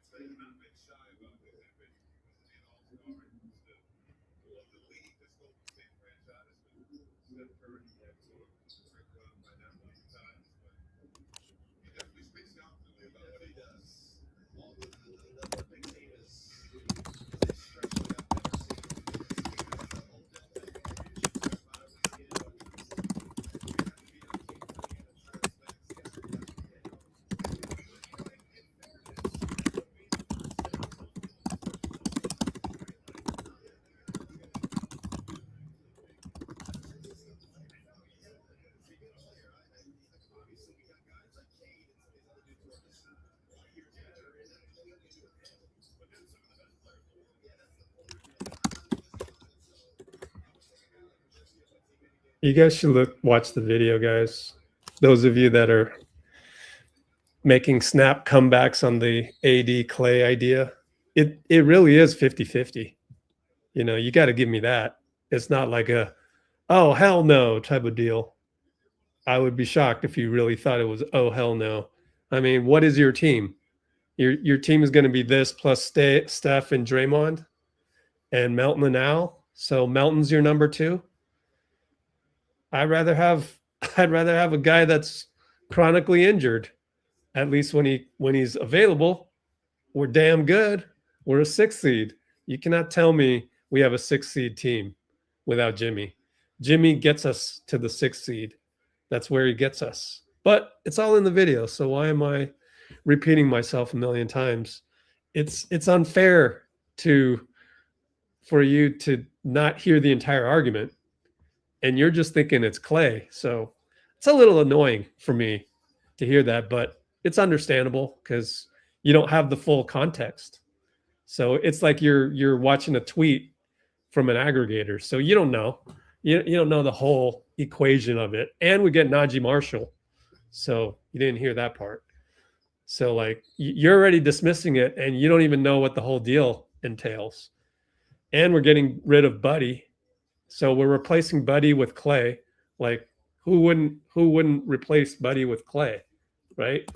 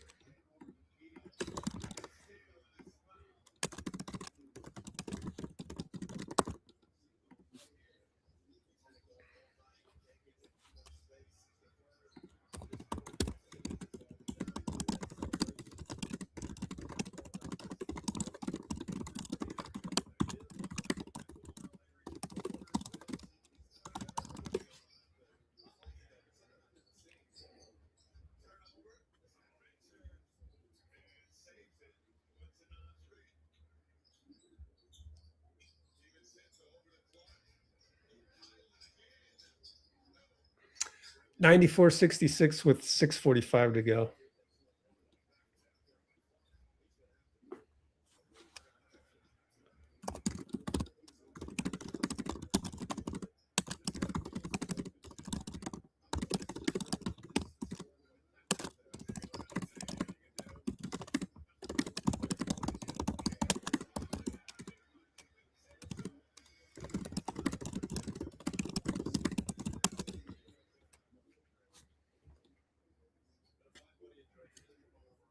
Like, I think I came up with a pretty good idea, honestly.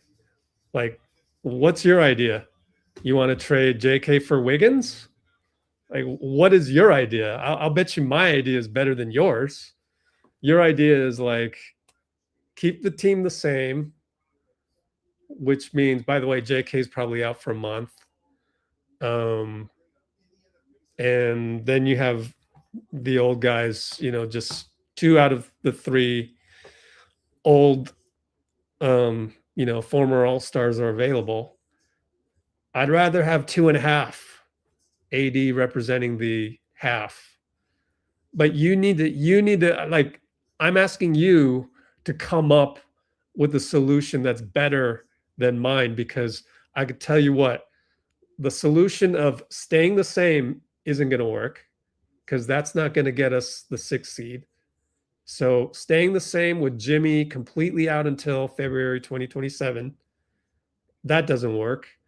The one where you get Wiggins or Trey Murphy, that doesn't work because Steph, a triumvirate of Steph, Draymond, and Trey Murphy, that doesn't get us the 6th seed either.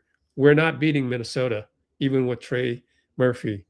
So my idea is to, and when we played Dallas and Draymond didn't have any help, he's the rim protector. He's got a flagrant foul. Dwight Powell. That tells me AD would be a good 5 behind him. All of this is assuming AD is healthy, though. But he just needs to be healthy by February 2027 because Jimmy is completely not healthy until then. It's a mathematical equation. So I'm asking you to give me the proof that gives me another way to look at the math such that your math makes sense, because I haven't seen any deal where that makes a roster that will get you the 6th seed, where I can see a roster with AD, Najee Marshall, Steph, Draymond, Al Horford, Melton. I think that's where that is a lineup that can get us the 6th seed. Something without the 3rd star, it's either AD or Jimmy or another guy. So the way that you guys have it and the way that everybody else has it, other than Yossi Gosling, by the way, this is not even my idea. This was the #1 choice by Yossi Gosling and Sam Quinn. So you're telling me a top 3 of Steph, Draymond, and Trey Murphy is going to get us the 6th seed, or Steph, Draymond, and Wiggins, or Steph, Draymond, DeMar, whoever that wing is that we trade JK for? I'll take Steph, Draymond, and AD. I'll take my chances. I'll take my chances. You know, all he really needs to do is be healthy. We could sit Anthony Davis until February 2027. And that would be the equivalent. You think he'll be healthy by then? It's just a mathematical equation. So you guys are all looking at it wrong. That's all I'm saying is like, now, if I'm looking at it wrong, tell me where I'm looking at it wrong, because you could just sit AD from here until February 2027, and then it's a comparison of fully healthy Jimmy, fully healthy AD. Nobody can tell me that one is better than the other. It's pretty much the same. In some cases, maybe AD's better because he's taller and has better defense and allows Draymond to play the 4. Might even allow Draymond to go to the bench, and you guys all want Draymond to go to the bench. Anyways.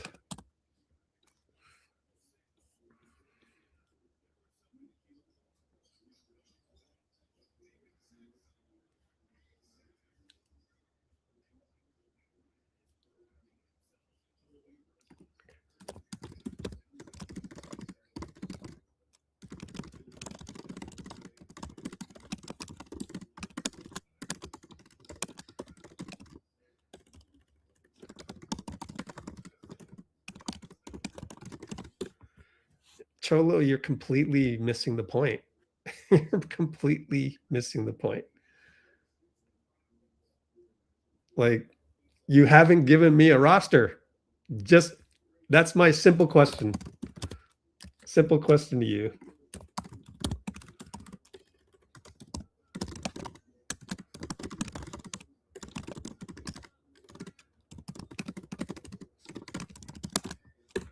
Let's start at the ground level.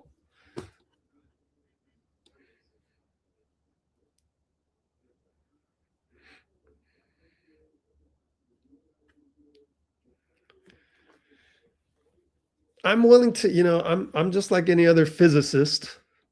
Show me where my proof is wrong. I want a better one. You know, actually, I want a better solution than Anthony Davis. And I want a better solution because I think the solution of Anthony Davis, Klay Thompson, Najee Marshall, and other pieces is better than staying the same. That's all I'm saying. So you need to provide me a roster that's better than the one that I think is better than staying the same. Or you need to show me how a roster with AD is as good or worse than staying the same.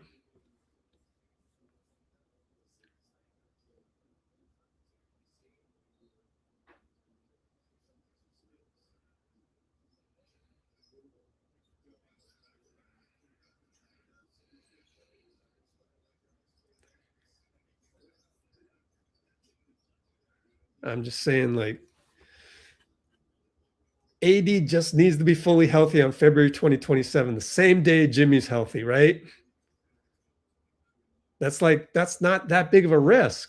That's literally the mathematical risk you're taking. Buddy for 3. A little too late. We're down 26.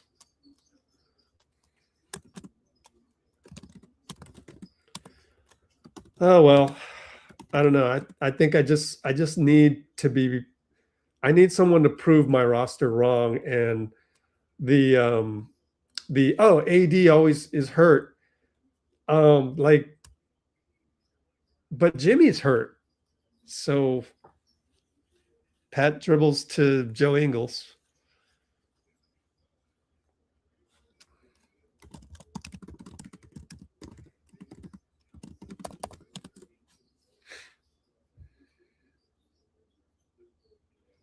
And that's where the Clay part of the equation is like, oh, Malavy goes all the way to the hoop and gets fouled. Oh, well, in any case, by the way, I would be surprised if we got AD. I should say that.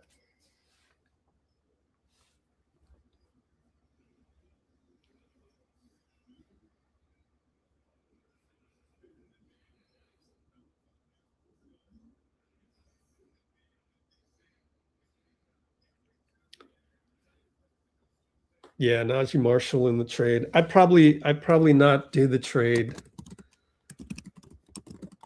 For more than one first rounder. That's the other thing.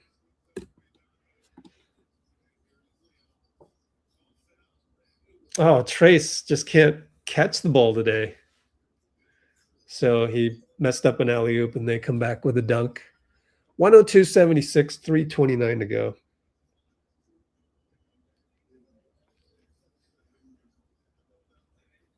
Oh, hey, I like this little support of my idea, which is not really my idea, but 80's usage in minutes will go down. Oh, I hadn't even thought about that. Thanks. We should look that up. Has his usage been up? Let's see. BK Ref, Anthony Davis. Let's see how many minutes he's averaged over the years, just out of curiosity, since the game is a blowout. This year, 31.3. And together, 33, 35. Yeah, you'd probably want to keep him at 32 from this point forward. And he's 32 years old, going on 33 pretty soon.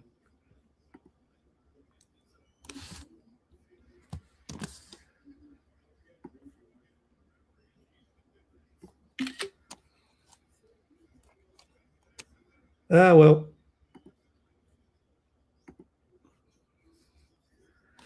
I don't mind disagreeing. I just, the thing that I'd mind, that I like, is another idea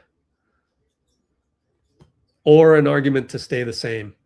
Actually, Dean, if Dean Chambers is still listening, Dean has offered a lot of counter arguments on the keep the team the same. And I don't disagree with those. I just think that keeping the team the same, do you guys realize it's going to be 12 months? Like, you need to keep the team the same.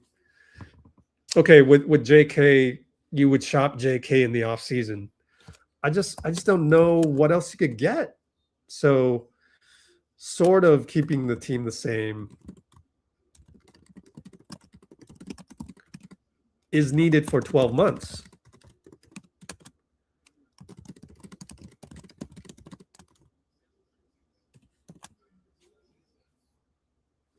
I wonder if we can we duck under the tax to get somebody?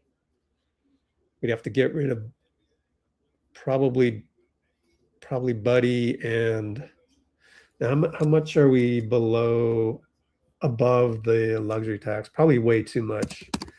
Capsheets.com.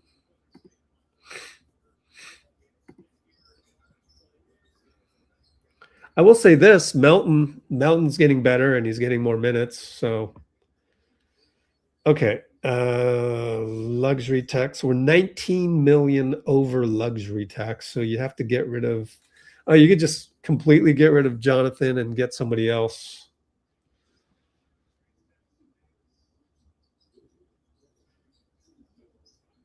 Maybe the off season. Yeah, maybe the off season. So this is what Dean would say. Dean would want to raise JK's value. That's hard to do though in a curse system.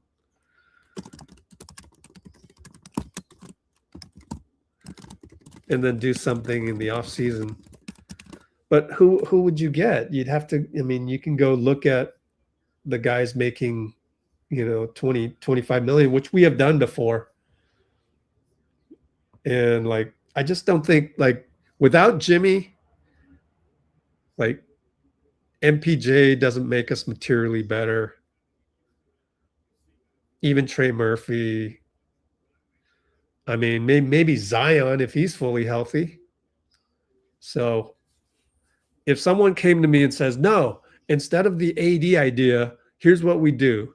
We raise Jonathan's value, and which is hard to do in this system. And we go and get Zion, make sure he's fully healthy and blah, blah, blah, blah, blah. But then I would go, but AD has a ring. So if we're going to go to the playoffs, I'd rather have AD than Zion or Lowry for that matter, So I haven't seen any alternative roster changes that would take me off of this. And Giannis is not possible anymore. So there's no reason I don't think Milwaukee would want the salary of Jimmy, or I guess they could reroute Draymond. I'm not sure. It just, at first glance, doesn't seem like we can get Giannis, but Giannis would be my number one, of course.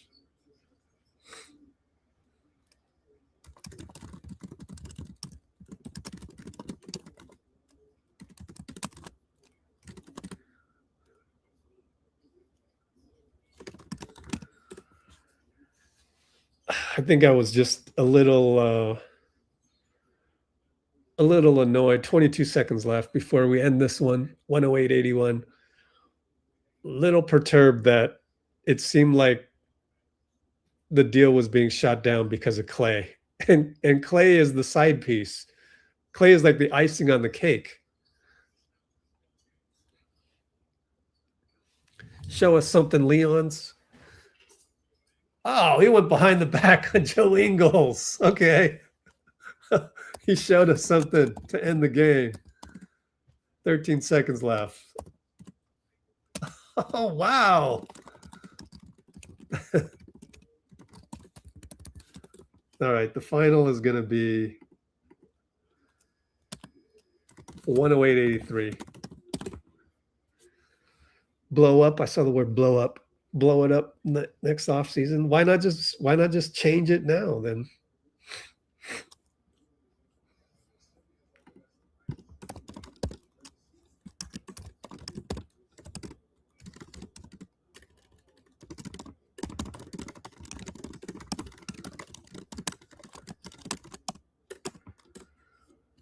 Giannis, the front runners for Giannis are the Knicks and the Heat.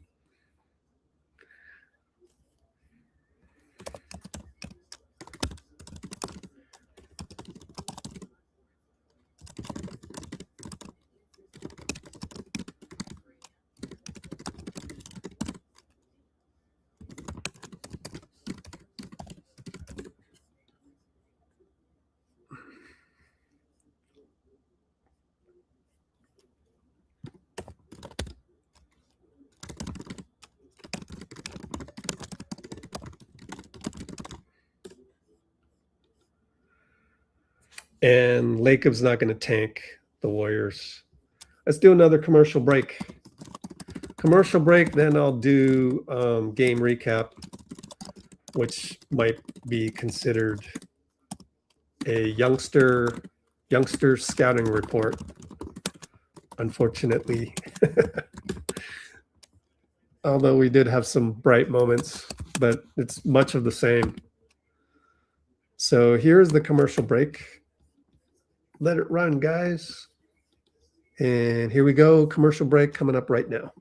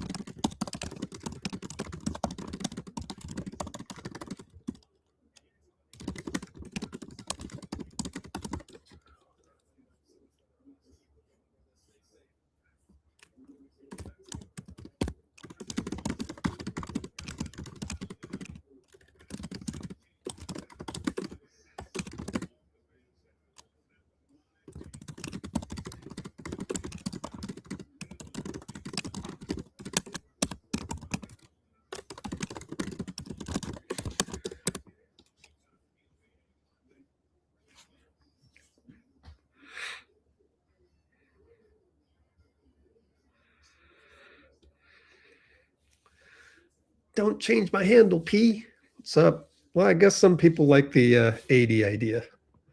So if we got new people onto the channel because of the idea, that's great. Thank you, Yossi Goslin. Yossi Goslin.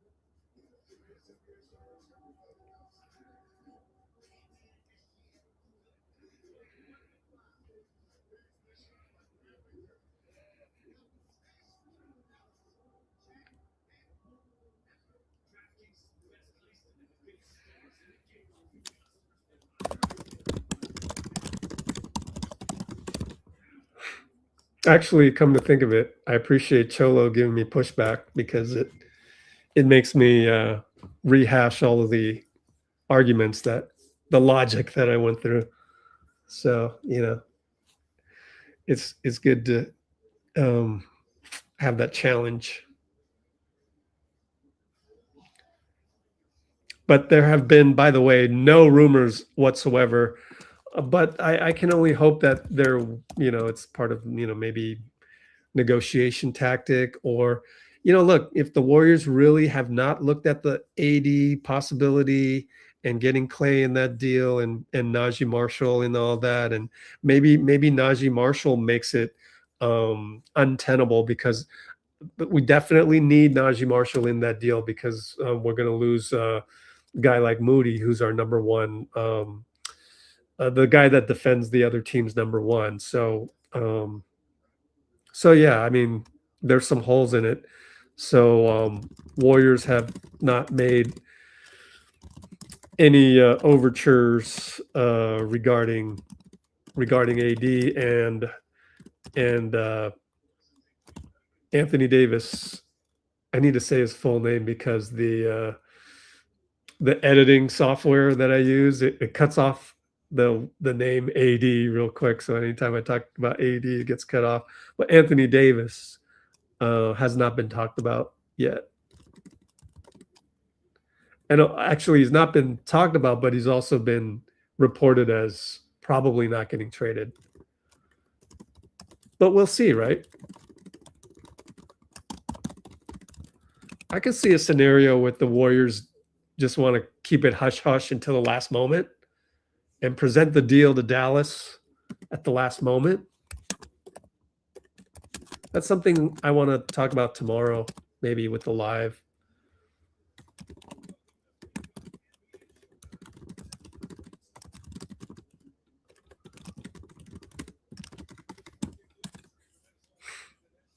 So possible live tomorrow.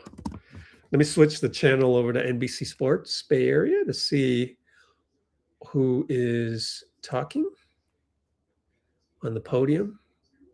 Obviously, we are going to get, oh, they're still doing fantasy football hour. Huh. What's after that? Library.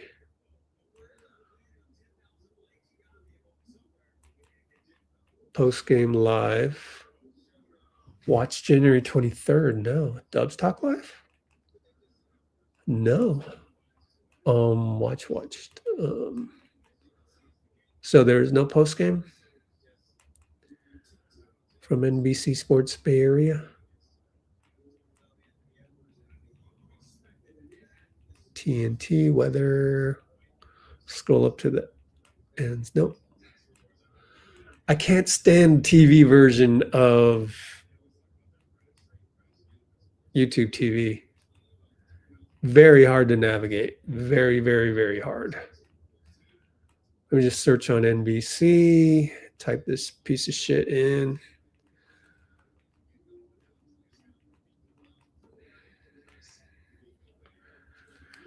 Pre-game live. Warriors post-game. There it is. Starts at 9 and it is 8:59. Okay.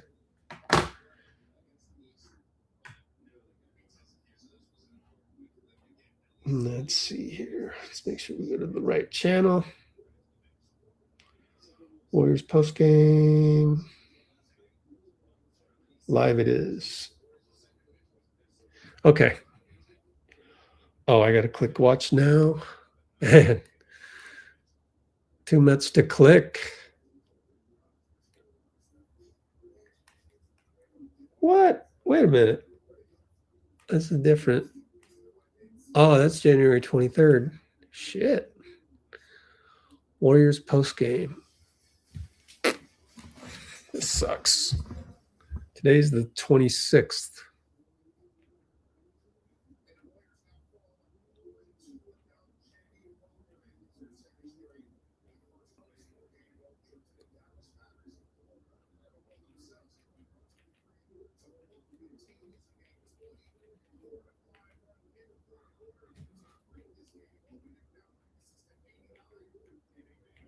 Jeez, it's impossible to navigate YouTube TV on a TV, man. Okay.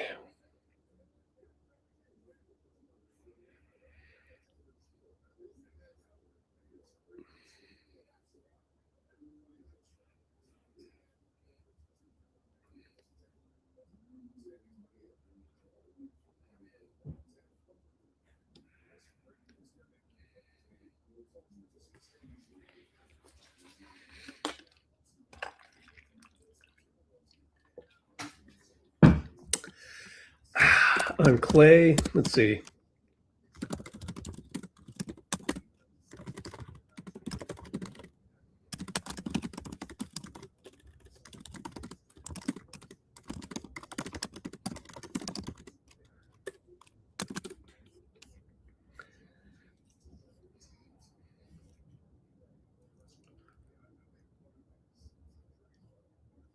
Let's see.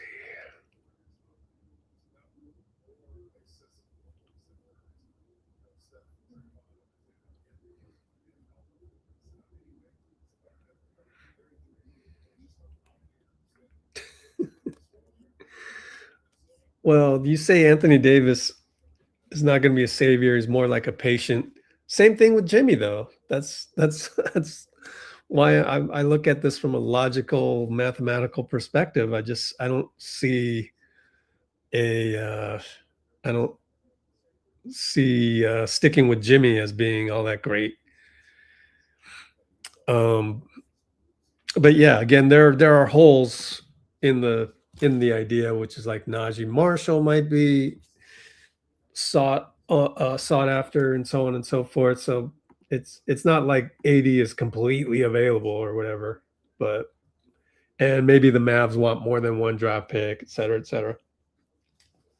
I don't know that I'd do that for a guy that, a guy that might actually, that's too much of a risk.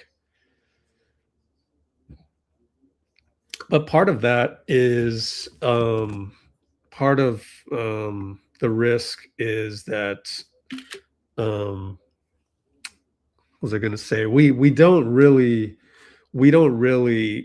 utilize our draft picks anyways. So whoever we pick isn't going to play under Steve Kerr, you know? So, all right, let's do the recap. 229.30 mark.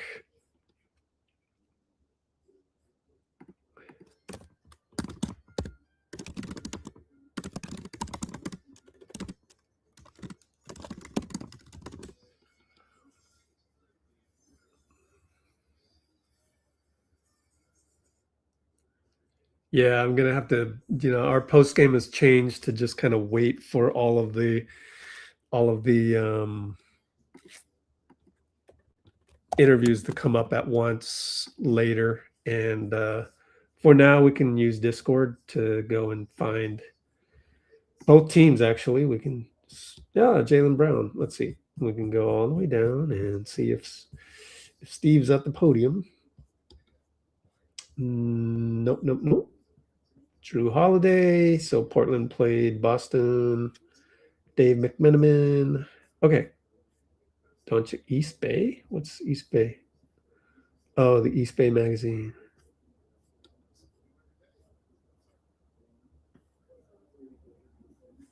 East Bay Funk Dunk. What? I don't know what that is. All right. Let's see.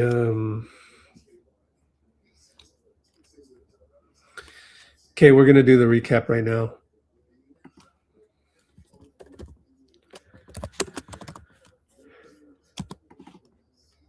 Possible live tomorrow, revisiting trade market. And we do it at nighttime. And also now doing the game recap.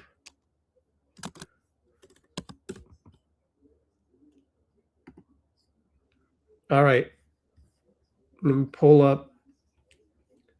One thing I forgot to do is pull up the actual description of this live, which is helpful to read the early game notes. And they are in the description, so you can see all these notes right here, right? So I'm going to just go and utilize that. Here we go. Now doing the game recap. 231.30 mark. 232 mark. Yeah. All right. So here we go with the game recap.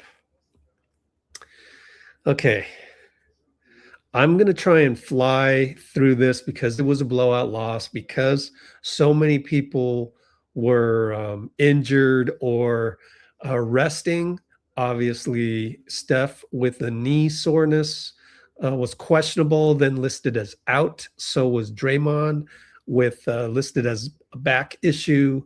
And Melton and Al Horford still are not playing in back-to-back games. So fairly depleted squad. And this recap is going to really sound like a critical scouting report on our youngsters, but so be it, right?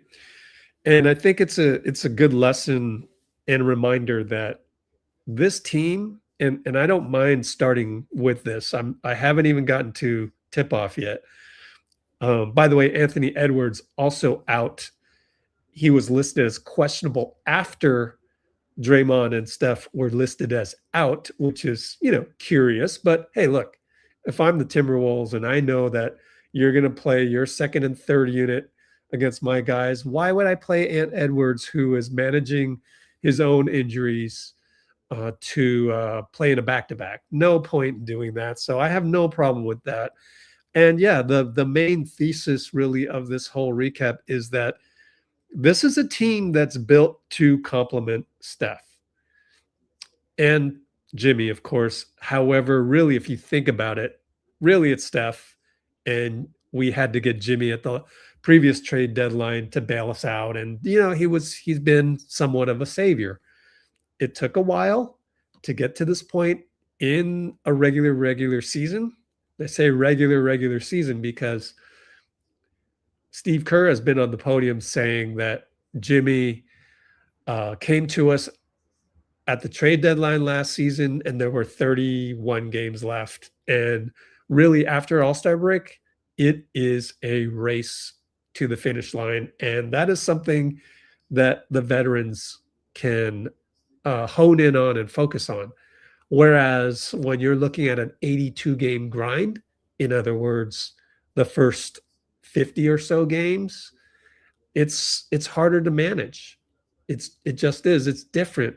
And I think that's why you saw us trick off 4 games against, again, I've said this ad nauseum, Milwaukee, Indiana, Portland, and Orlando in about a 2.5 week span. Tricked off 4 games. We should be 4 games better than we are in the standings, for example. And then when Jimmy went down, we had just figured out the formula with Jimmy, and the complementary guys had finally adjusted not only to Steph, but to Jimmy. So what does that have to do with today? It has to do with today because we just really don't have like a ton of talent. So we don't have JK, bone bruise, probably out for a month. I asked ChatGPT about that.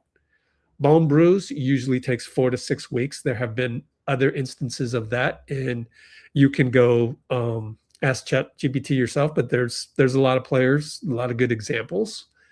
You know, Jokic is one of those examples, and he's been out for like a month. So it's going to be a while before we get a bench guy that can get a bucket like JK can. And I'm not saying JK can always get a bucket, because I'm sure a guy like Jaden McDaniels would have in-game adjustments and be able to stop JK every now and then, or they would try and do a double team every now and then. So, but without even JK, like our guys, they're just not built to score buckets in a situation where there's no Steph. So you're going to hear me say that a lot, because right away, you see in my notes, Guy dribbles off his foot against Mike Conley at the 10-minute mark. We're acting like we have moves. So that wasn't the first instance of us kind of not really being able to create a shot. Pat got his 3 blocked by Rudy at the buzzer of the shot clock.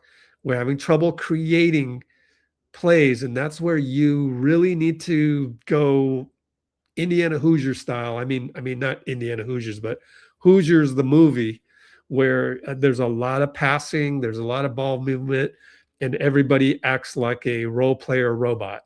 It's hard to do, and I think Guy fell into that trap where, you know, Guy does have some pretty good moves, but you're doing these moves against the first team of the team that lost the Western Conference Finals the last 2 years. So give Minnesota some credit here. But Pods actually did a good job of stopping the bleeding on multiple occasions. He would use his body against Mike Conley, who, by the way, started in place of Ant Edwards. And then Donte shifted to the 2-guard spot in Ant's absence. And hey, look, we had QP passes the ball to Pat, back to QP with a behind the back for a 3. Timeout, Chris Finch. We're up 14-8. And I said the bench boys got some razzle dazzle. But yeah, it's tough with our guys that just really aren't that talented. We had a crazy sequence where you can see in the notes up there, Pods, does a one-legged fadeaway against Rudy with his 4 teammates all outside the arc, just kind of watching, and they're just standing around as well. And he missed it. And then he dribbles off his foot. Then they come back, but he takes a charge at the other end. So it's just like, that is so pods. Let's see. TRAYCE came in the game immediately, bad screen, like just unnecessary extracurriculars on the screen, you know, and I thought TRAYCE had an opportunity, but he didn't really explode up and down the court the way that he should. And I don't know if that's because Minnesota's pretty athletic themselves, so it didn't look as good, or he's just, I don't know, maybe not conditioned to run as hard these days. But Will Richard got things going. 4 minutes to go. We're up 18-12. He gets a steal, and him and Gary cause some havoc. And we're up 18-12. We're actually up. So again, I like to say it's always good to do these recaps because there are some good points. And anytime we lose, it's good to do a recap because you can remember the parts where we actually did play well. And anytime we win, you can go back and do the recap and remember that there's things that we could improve on. All right. It got a little middle schoolish with 2.5 to go in the first quarter. We finally relinquished the lead. It's 21-18 Minnesota. Pat did a step back, but it's against Naz Reid. Good closeout, but it's also like he didn't even look at anybody. He just decided to do a step back. Like, again, like you would never do that with Steph on the floor. And I know that Steph is not on the floor, but to win this game, you need to pretend that he's on the floor and just play perfect basketball, which is very hard to do. That Hoosier style, like I said, for 48 minutes. So bad shot by Pat. Then Will, by the way, Naz Reid got a 3 the other way. Then Will threw the ball away, and Bones Hyland came off the bench for Minnesota, was a spark. And he helped carry the momentum of Minnesota, which is something that we needed. We needed someone to do the Bones Hyland role today, and we probably would have made it a better game at least. And then Gary threw the ball out of bounds. So, like I said, 2.5 minutes to go. We're playing the game like a middle school game.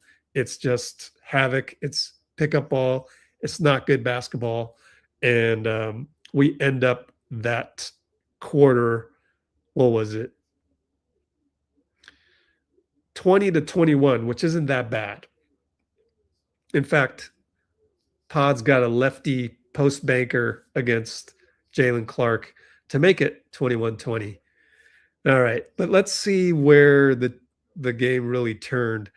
With about 9 minutes to go, we had a funny play where Moses kind of cut to the basket, got the ball from Will Richard after Will Richard got another steal. By the way, Will Richard, 6 steals. That is insane. 6 steals for Will Richard.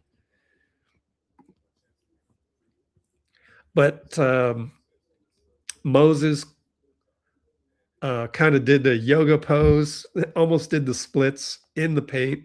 Rudy reaches down, causes a jump ball. And we asked in the poll if that was officially a Shackleton fool. It was. But the thing that I noticed is Moses never loses his composure, never complains. So the Shackleton a fool, technically, like it was, but we don't think of it that way because Moses didn't like react in a certain way. He just got up and did the jump ball, which obviously he lost. All right, looking at the notes. Will with another steal, goes 94 feet for the layup past Donte. Chris Finch calls timeout. It's tie ball game, 32 apiece, 7 minutes to go, second quarter. And that's where you're going, man. They came out with the Rising Stars rookie roster, And those 10 rookies, like, I'd love to look them up and I'd love to know how many games played that they've had, but I still think Will Richard should have squeezed onto that roster, but unfortunately he didn't. There may be good reasons. Maybe all those names that are on the list are deserved. Like maybe they're starting a ton of games for their teams. I get that. We had a lot of other trade talk because sometimes it was hard to watch the game because of the, honestly, the lack of more razzle dazzle, the lack of Steph bombing a dagger and things like that. And even on their side, no Ant Edwards for any theatrics. And obviously, again, we didn't have JK for any explosive plays. So we started talking about different things like Trey Murphy and trades and so on and so forth later on.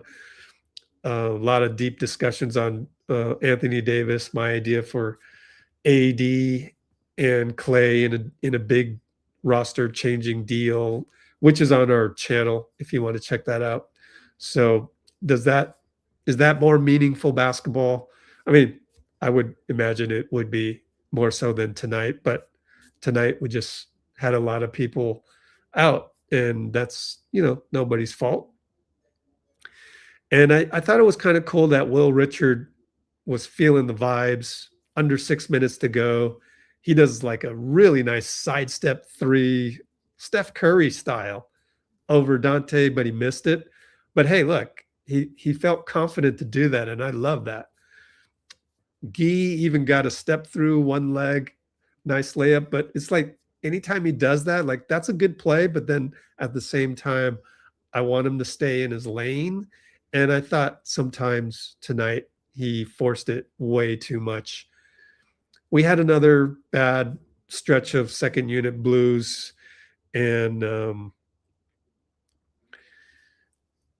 Gary came in the game and got a couple reach-in fouls. So we're down 39-36 at the next timeout. You look at the box score, though, Will Richard, 4 out of his 6 steals already. So good play by Will Richard. But then shortly after that, Naz Reid, corner 3 on the catch from his hip, like he likes to shoot. And suddenly things are starting to fall apart. Under 2 minutes to go. Gee is dribbling at the nail, but he loses the ball to Julius Randle. And again, that's where I kind of go, look, Gee, we love you. We love your energy. It's a perfect fit complementing Steph Curry, but you're trying to do too much. And that's one of his 4 turnovers on the night. So we go down by 10. And that's the worst deficit so far. And just to close out the second quarter, unfortunately, more middle school mistakes.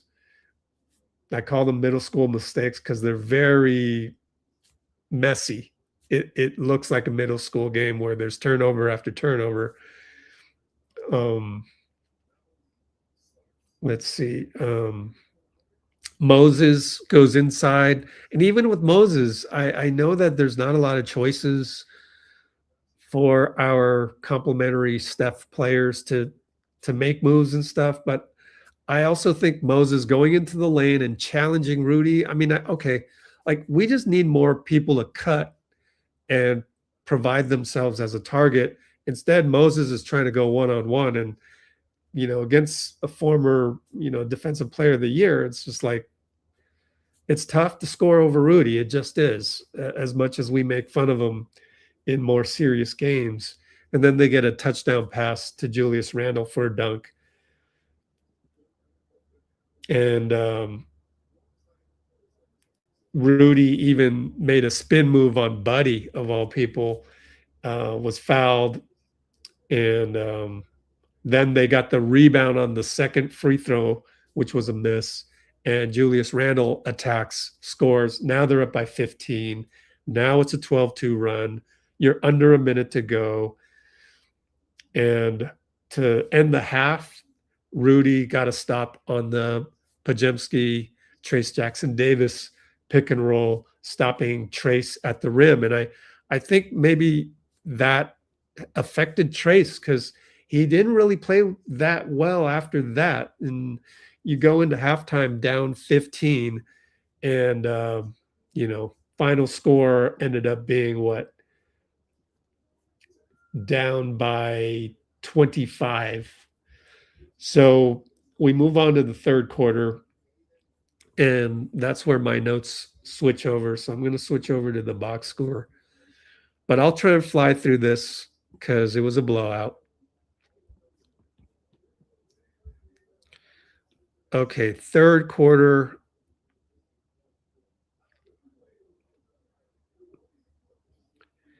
Again, Guy Santos tried to take Julius Randle off the dribble, missed badly. He ended up stealing the ball from Julius at the other end and scored, and even got elbowed by Guy, but they didn't call it. I thought if that was Draymond, they probably would have called that a flagrant. But then Guy comes back, 3 ball, but that's like a heat check. Like it's just, you know, again, stay in your lane, and our bench guys just they think they need to do extra stuff in the absence of the vets, and they really shouldn't do that.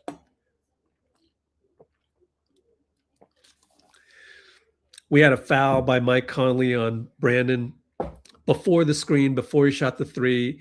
And Brandon, once again, I think he just spends too much time arguing with refs, and it's always something to do with, like, if you were a Shea Gilgeous-Alexander, you would have got the and one or the shooting foul, like, but you're not, and you're a third-year player. Is it 3 years? Anyways, I think it's the 3. If I got that wrong, my mistake. But he's a young guy. Just, again, stay in your lane. You're a young guy that was brought in to complement one of the greatest of all time. Can you please stay in your lane? Anytime we have guys who are complementary to Steph and do their short burst role, or in Podz's case, he's not even a short burst guy. He's a dependable guy. But once you get out of your lane, now you're doing things that Steph is supposed to do. You don't do that even when Steph is not there. That's just not the right thing to do. And that's why we got blown out today. So he wanted 3 shots on that side inbound. So I don't agree with that. And, you know, as someone who roots for Pods, that's the number one thing I think he needs to fix. It's a mental adjustment. So I say this not to throw him under the bus. I just say this because I want him to succeed, you know?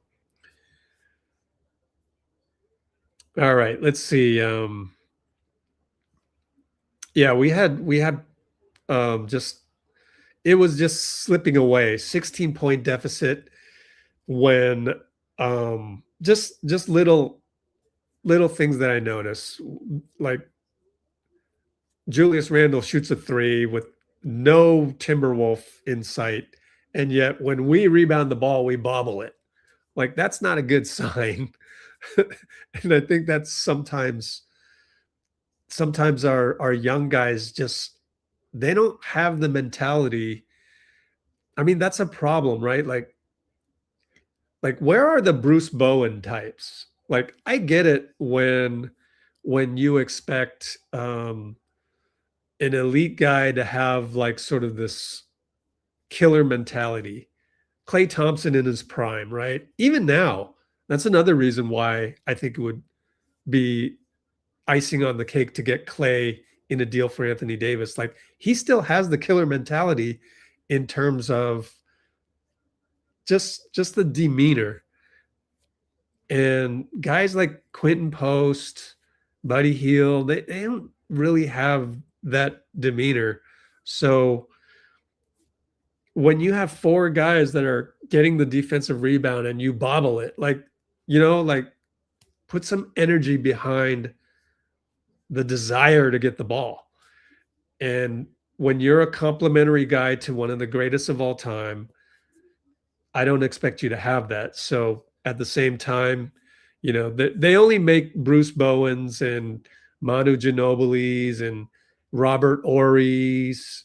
There's only so many of those sort of role players that have that mentality. So I think I'm asking for a lot, but at the same time, you wish that one of our bench guys has that. And I think Pods can be there, but he's just a little bit too egotistical / arrogant on that right now. And he needs to stay in his lane first and pick your spots. So Minnesota starts to leak out a little bit more and a little bit more.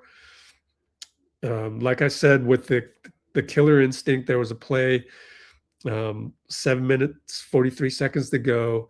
QP goes in and he tried to do a lefty hook over Jaden McDaniels. Got blocked. No, actually, yeah.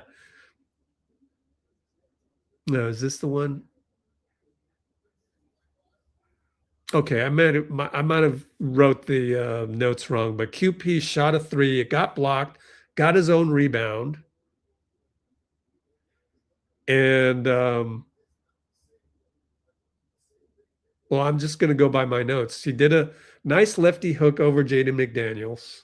It got blocked, got his own rebound, and got open in the corner, but didn't take the shot. Like, in this modern NBA, you need to embarrass your defender. So if the defender left you and you can hit threes and you're open in the corner, make him pay. And he didn't even fire it. Another deer in the headlights situation, unfortunately. All right. We had multiple bricks from 3 after multiple offensive rebounds, unfortunately. But it ended up Jaden McDaniels hit a 3 at the other end. Timeout, we're down by 17. And it feels like it's worse than 17. I mean, we lost by 25, so it did get worse, but it felt like 25 at that point. And at that point, I'm like, we want Malavy. We want Malavy, meaning Malavy Leon's, the two-way kid that's 6'9".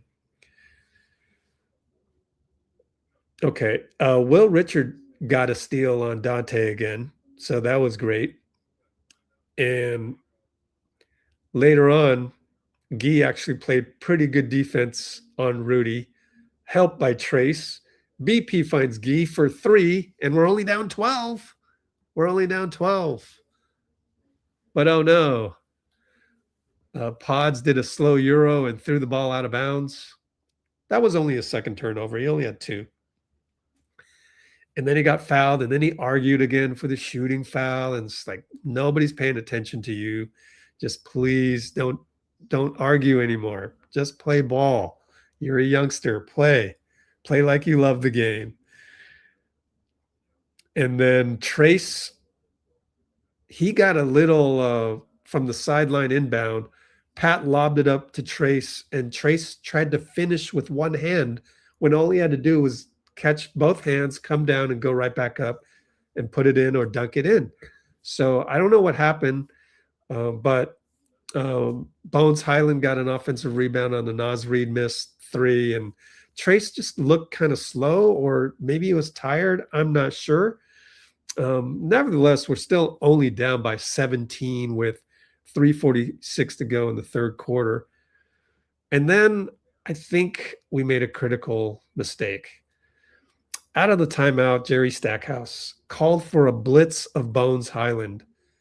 And that led to Naz Reid, lefty, turned the corner on Moses Moody, who every game, I'm sorry, I apologize. I always criticize Moses on the point of attack. I just don't think his point of attack is actually that good. He can stick his arm in there every now and then and get a poke away steal, but more often than not, he's going to get blown by. And I just don't understand why we blitzed Bones Hyland. So I'm going to blame the coaches on that one, because you are down, what was it at the timeout? You are down 17 we as fans kind of have this expectation, as not just fans, but diehard fans like us on Let's Go Warriors.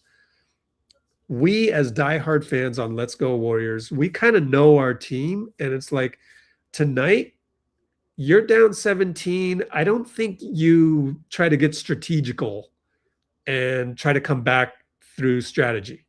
I think you just come back playing hard, staying in your lane, and doing fundamental Hoosier like basketball. And for you to come out and blitz Bones Hyland, like, first of all, do we even have the personnel? It's not like you're sending DeAnthony Melton to do the blitz. In fact, Steph is one of our better point of attack defenders. It's not like you're sending Steph to go and be a pest. Like, it just doesn't make sense for me to see this. So, all right, whatever. But that actually led to some bad play, which then the bottom fell out. Maybe it's just the timing of it all, because it's late third quarter. And if you're down by 17, which becomes near 20 by the end of the third quarter, it may have an effect on you mentally. But I didn't think that was the right chess move to do at the time. Still, though, Gary got a steal, got Moses a 3. Gary, another good hustle. It was funny because Leon's, who we wanted to enter the game and see what he looks like, he was relegated to a seat next to the NBC color analyst on the court, Robbie Hummel. So that was just kind of funny to see that on screen. And this is when Gary started to be a little handsy. So he fouls Hyland with 22 seconds to go. And that's not what you do when you're in the penalty, especially with 22 seconds to go. So Hyland goes to the line, makes both, and it's the palindrome. We're down 75-57. That good old palindrome that has like a mental effect. You feel like you're too far down or something. And we started the fourth quarter with Podziemski dribbling into 3 guys, turnover. And again, full court press. Clark got a layup at the other end after that against a really tall team. So I think, look, it's not the coach's fault that we got down by 17, but it is the coach's fault that it went from 17 to whatever the score was after the Clark layup. Let me take a look at the play-by-play, because that pretty much, the bottom fell out of it after that. Clark free throw had to be before that. 10:47. There it is. 83-60, unfortunately, at that point. And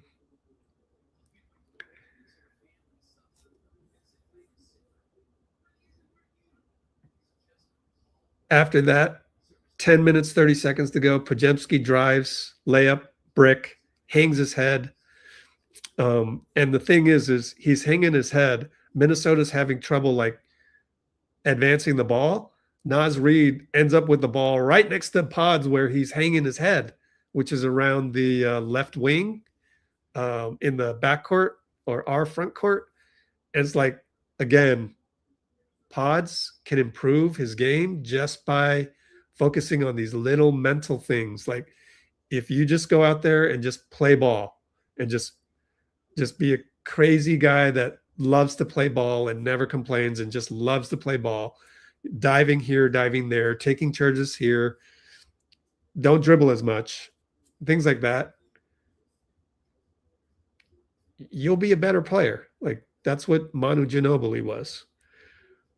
So we're trying to do too much. Again, Guy trying to dribble against Naz Reid, lost the ball, one of 4 turnovers. And I get it. It's just hard to resist when your uncles are injured, sitting on the bench, resting. You want to, like, pick up the slack, but that's not the right strategy. So I don't know if that's just the wrong mentality or the coach's fault. They need to tell the youngsters this is how you need to be playing, or it's just impossible psychologically to implement that. Okay, whatever, but it's not happening. And we don't play our roles. But I do credit the kids for playing their roles when we play well with Steph. So like you train them that far and then suddenly you take away Steph and they try to do too much. And I think it's just a quirk of this team that we've struggled with, quite frankly, for the last 4 years. I think that has a lot to do with it. It's a very nuanced thing that not a lot of people will talk about. A lot of people might say, get Steph some help. Or they might say, yeah, look at all these role players. Like none of them are dudes, or just our talent and we don't have any talent, length, or athleticism outside of Steph. Like, yes, but when Steph is playing and when these guys are doing their roles, it does work. We've seen it with Jimmy as well. And the challenge with that is when you don't have Steph and he has to take those back-to-backs off or what have you, yeah, like you're always trying to mix and match, and it gets really tough. So, I mean, that's pretty much it. We had to call a timeout after that turnover, and it was 91-63 at that point in time. Even then I was saying, why call the timeout? Let's just get home. Actually, not get home. The next game is in Utah. Let's just get on the plane, get to Utah. And that's when the mop-up crew came in there. So 91-63, we're down 28, and we managed to finish down by 25 with the final score, 108-83. That's the end of the recap. How long did that take me? Hey, I cut it down just a tiny bit. 29 minutes. And we got Pajemski and QP at the podium. So we will try to find some Steve Kerr. Let me go look for it. Hey, cool. We got a lot of content for you.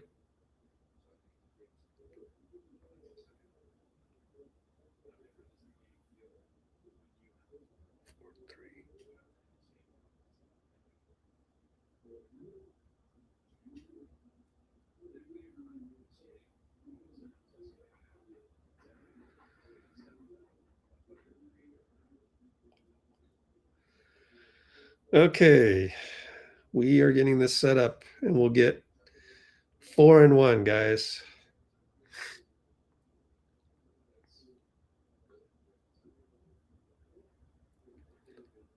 It's because you use a little filter here. It's a little dark.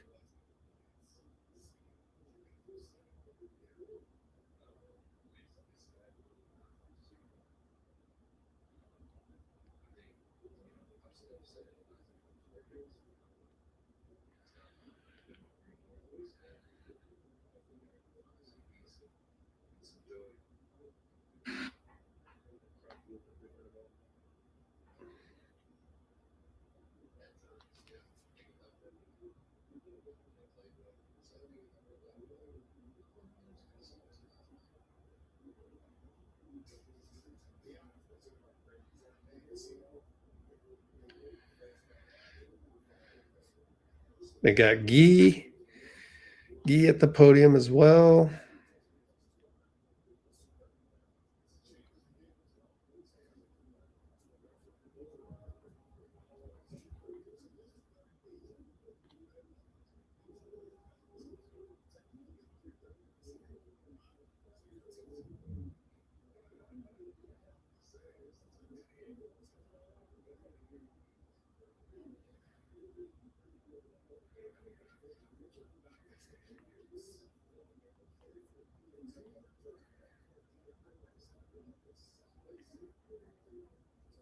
All right, BP as well.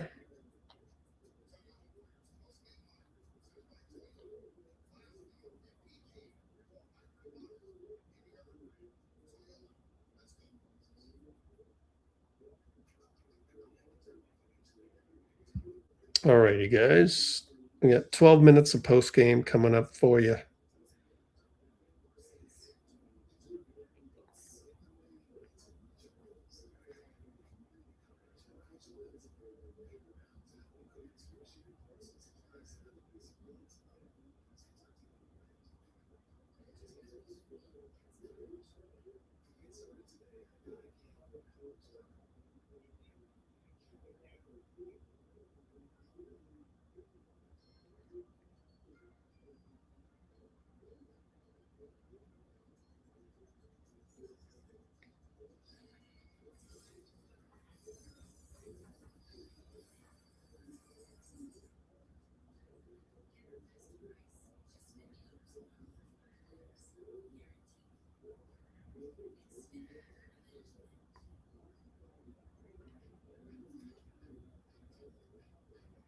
Hang tight, guys.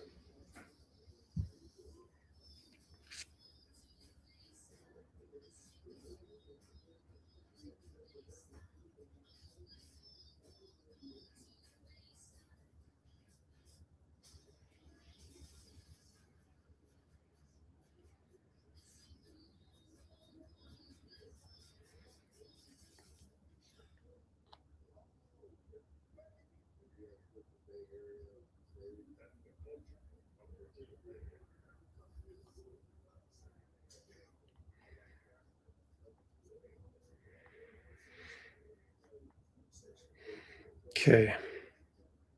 It's going to be a while. I still got to fix it a little bit.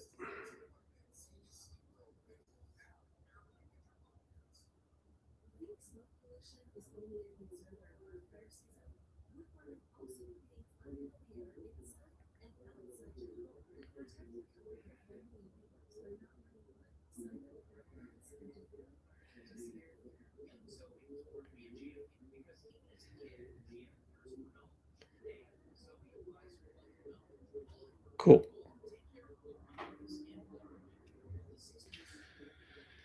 All right. How was the recap, guys?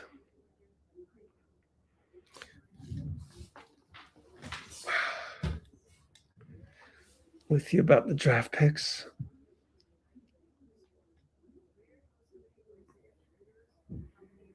It's tough. It's tough. I don't know. We'll see. Try to learn some more at this trade deadline if they do anything. As I'm processing the video, which will take a while, let's take a look at the NBA live feed and check out. Let's see, JJ Redick. They won. Oh, Finch wasn't sure if he'd be likely for Edwards to sit one end of back-to-backs. They have another one Wednesday and Thursday.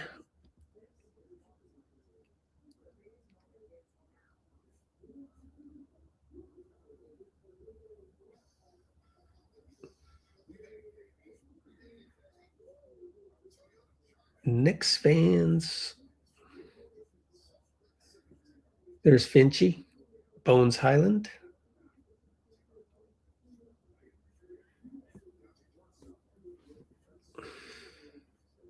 Hey, there's Rudy. Okay, let's listen to Rudy. Oh, really? Coach was saying just the defensive intensity was much better today. Focus. It started with you. Like, did you notice heightened kind of attention to detail there? Or? For sure. I mean, higher activity. I trusted the tone from the guys, and then I thought we did a great job. Just being physical, running back, communicating, and contesting everything. They got you involved early as well. Did you get those touches early? Does that help on the other end as well for you? I mean, I'm used to adapt when I don't get them, but obviously, knowing that we play that way, the ball is moving, it definitely helps. I think it keeps everyone connected. And, when all moves, you feel involved. Then, defensively, obviously, I feel like I communicate better. It's kind of like we don't want it to be that connected, but we don't want our offense to affect the defense that much, but it does. And that's the reality. What does having Bones play like this do for you? It's amazing. Wow, Amazing. 6 minutes. Okay. Play like that, give us a big lift. And that's what I did as soon as it came in the game. It's changed the game for us. And it not just by scoring, but getting everybody involved and making the right play and being aggressive. So both the defensive intensity of so it's a team that you know what can happen. It's a really good defense. So I don't think it's been overall this year. I think hopefully we realize that this is what we need to hang our hat on. That's what we need to bring every single night. You know, and All right, I've heard enough. What else is there? Yeah, if you want to join our Discord, please check the pinned comment in the live chat. Bones Highland, I don't know.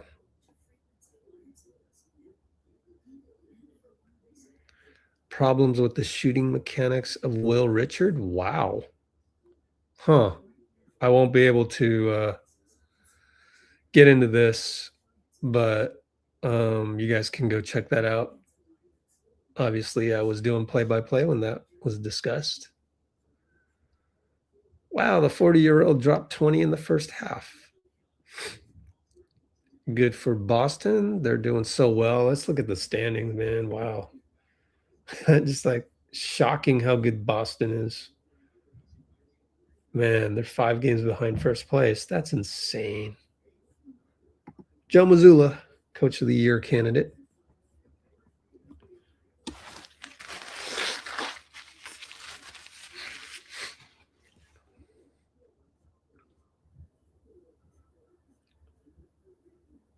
Quinton Post, the Dutch citizen, shared some perspective. Some of the things that I see from a human standpoint are just unacceptable. So we're going to hear that in a moment. Probably 5 to 10 more minutes as the videos are processing.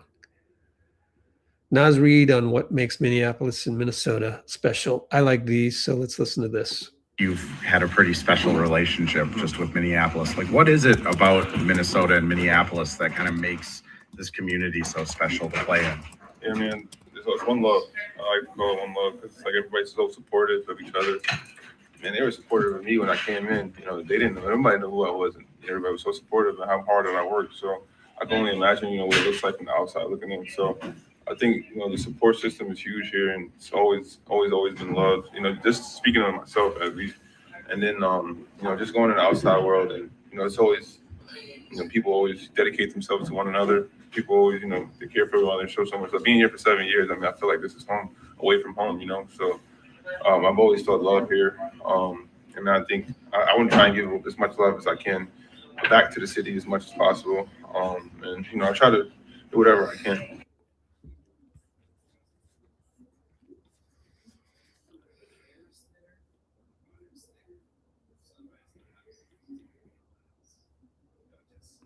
Bench mob.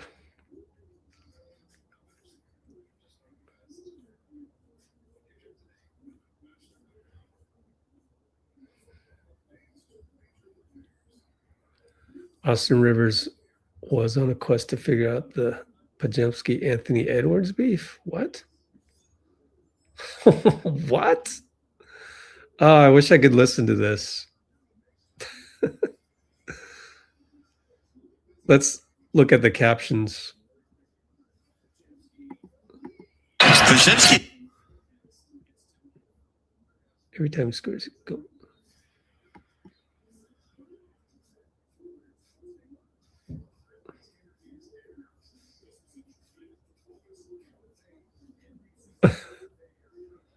He thought there was beef between Ant and Pajemski. I don't think Pajemski does that, though, honestly. So I'd be surprised.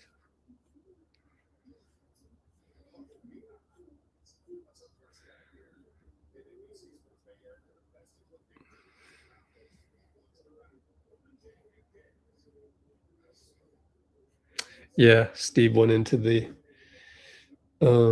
immigration type stuff. And we got 3 more minutes to have the video process and we'll be ready to go. There they are. Hey, Kalena, what's up?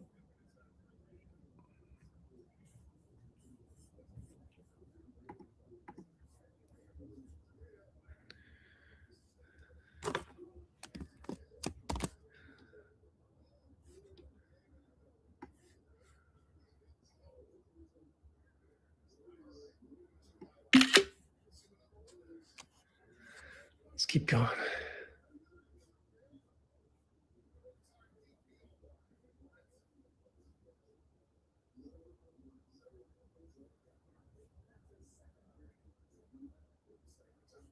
All right, time to check. Rivers and the announcer talk about Brandon Pajemski aspirations.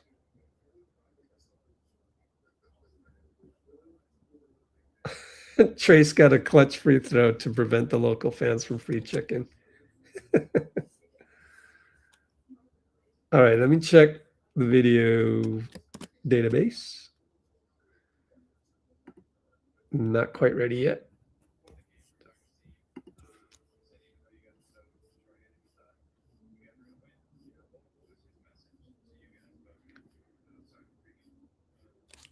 One thing I can't stand, but Steve has no choice.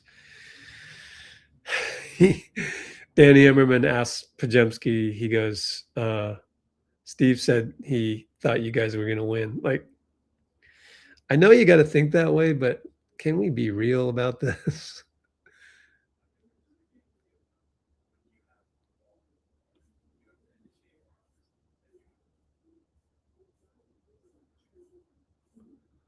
Okay, let me check again.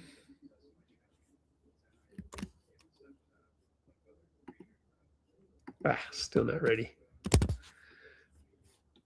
Just another minute and then another minute to download the video. Ime Udoka, they beat the Grizzlies. What are the standings over here like? Houston, 12 games over.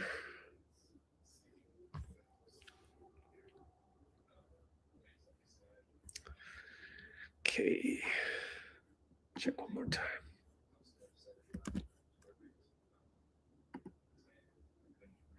Still not ready. Couple more minutes. Oh, what's this Steph? Steph with Drake May as a kid. What? Wow. That's amazing. JP style book. Interesting. Here's Steve.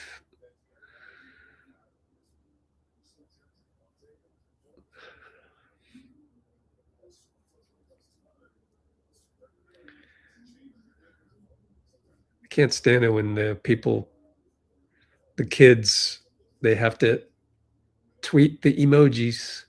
I just end up deleting them. I'm gonna go delete that one. It's not worth my time, is it, to delete that silly stuff that doesn't add to your knowledge of basketball? It's just emo stuff. Okay, one last check. Video should be ready right now to download, and it is not. Unusually slow. New York Knicks are showing interest in trading for Drew Holiday. Really? Who said it? Steinlein. Okay, that's reliable. Interesting, guys, huh? Drew Holiday. I mean, that's a pretty penny. Who would they trade? Josh Hart?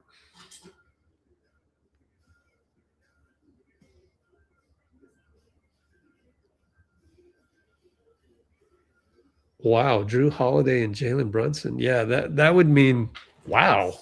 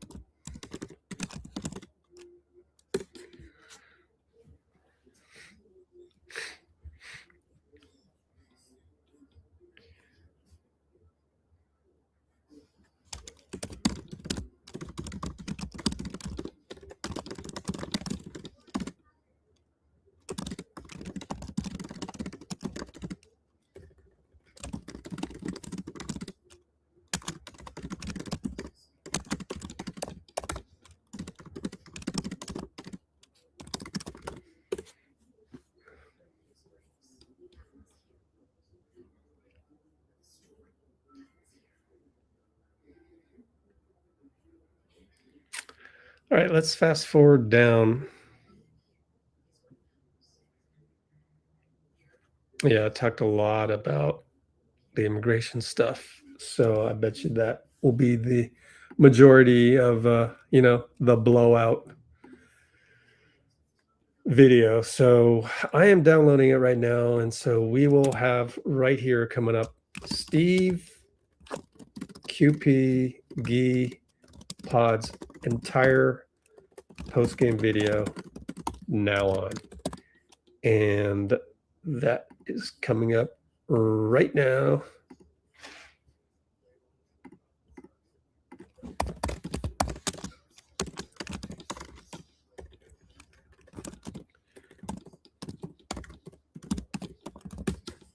Here we go. He was able to get back out to Quentin and really clog things up. So, yeah, Rudy was, he was awesome. Expecting Draymond, Steph, Melton, Horford back on Wednesday? Yeah, Melton and Horford for sure, and you know, hopefully Steph and Dre. But I mean, leaving them out tonight was because they're banged up, and you know, the knee for Steph has been nagging him. So hopefully, you know, getting today off, tomorrow off, they'll be ready to go. Kind of beyond the game, how will you remember this trip to Minneapolis? Yeah, it was pretty crazy to be here for 4 straight days during this, during all these events, to witness everything firsthand. It was meaningful, very sad, but I'm glad we were here. I'm glad we were able to, you know, see the people here in Minneapolis, and you know, try to help them forget by playing a couple of basketball games. But it's, you know, obviously going to take a lot more than that. But it's a very resilient city, and you know, it's a really tough situation. It's sad being here. Last night was a really somber atmosphere. I thought tonight was better. You know, it felt like fans were more into it, more enjoyable, you know, in terms of just taking in the game. But definitely a tough few days. Steve, to follow up on that, you've been through a lot of different weeks throughout your career. How would you put into context the emotions of the entirety of this week for your group? Well, obviously we are the visitors here. You know, we're the observers. This is not our city, but you know, we know all those guys on the Timberwolves, and to talk to them and talk to Chris Finch and to hear, you know, what they're feeling, their families are feeling, and then to see literally up close the you know, the people in the streets, and you know, the tragedy, knowing it was right down the street from us. It was almost surreal. I mean, it was really a bizarre few days, but yeah, as I said, I mean, we had a lot of empathy for the people here, and we're really hopeful that the protest here and nationwide will lead to a much better solution for immigration. You know, it's not like they're rooting out violent criminals. You know, they're taking 5-year-old kindergartners and U.S. citizens and detaining people. Immigration is a problem that needs to be addressed, and but it needs to be addressed by Congress, you know, legislatively, not by you know, military force in the streets, you know, pulling people from their homes. Steve, I know that you spoke the other day about you don't know the future of Pat Spencer, but what does he mean to this team in terms of more than just a guy that can go in and fill in? I know he had a slow start tonight, but how have you seen him grow? What do you like most about what he contributes? Yeah, I mean, he's just a gamer. He's so competitive. He fights for everything. He's earned everything he's gotten. He's the kind of guy you want on your team because he embodies, you know, what you preach about competitiveness, unity and, being ready for your opportunity and being part of the group. Fantastic teammate, and I love coaching him. What was this game like for you guys, just in terms of the uphill battle that you faced from the jump? Yeah, I mean, obviously we missed a lot of guys, and yesterday they came out slow. They didn't have their best night, so we knew that they were gonna get out there and pick it up, and they definitely did. They made it tough on us to score.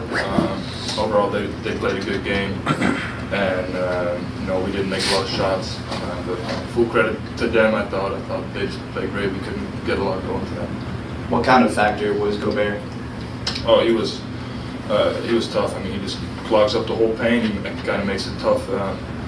He just takes up so much space. So for us to play against him, got to figure out different ways to keep him out the paint. So yeah, he was big for them. Yesterday, Steve described the atmosphere in here as very somber, sad. Did you feel any difference today compared to yesterday, just in terms of the mood of the crowd or just the energy in the building? I thought it was. I actually wasn't out there for the national anthem. I was in the bathroom, but I was out there yesterday, and yeah, you definitely feel the weight of the city and everything that's going on.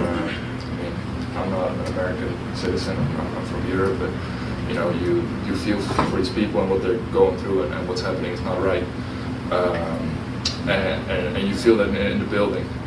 So it definitely adds a factor. It's been a weird couple of days for us as a basketball team, to be in these circumstances. But at the end of the day, you got to do your job and you got to go out and play. So last couple of days, you definitely felt it, and you feel for the people of Minnesota. For you personally, not being an American citizen, what has it been like seeing everything unfold with immigration raids, ICE presence here and generally in the country? I mean, I don't want to say anything, like I'm not educated enough on the subject to say something, truly, smart about it. But some of the things that I see from a human standpoint are just unacceptable. Like it looks like a witch hunt out there, and like I said, it's.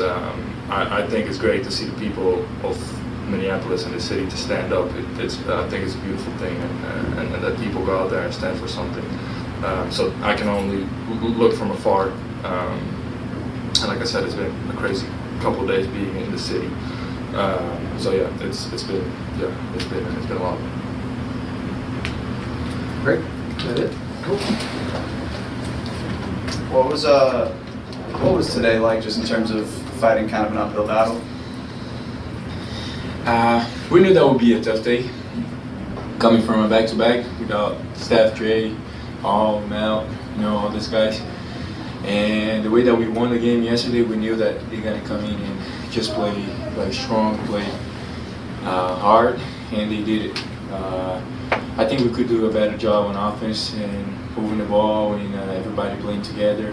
We didn't shoot well today, especially on defense too. We could get more stops. We could do a better job on their players. So we knew that was going to be a tough day. We should be more ready for that. I think when you hit your first three above the break, you were kind of emotional after missing a couple. How is your shot feeling right now? I was feeling good. Like all the shots that I shot, I think just one, maybe that I took on the fourth quarter, on all the way on the 45. That was the only one that felt terrible. But all the other shots felt good.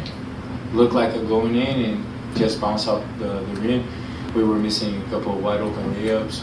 All the shots that we usually would make it, and just some days is like that. Guy, what was it like being here in Minneapolis the last few days, just with everything going on? I'm not gonna lie to you, I'm not into that. I don't know a lot of what is going on. So I just saw a lot of people on the street. I don't know exactly, what's going on. I gotta look for it to, I have something more to talk about.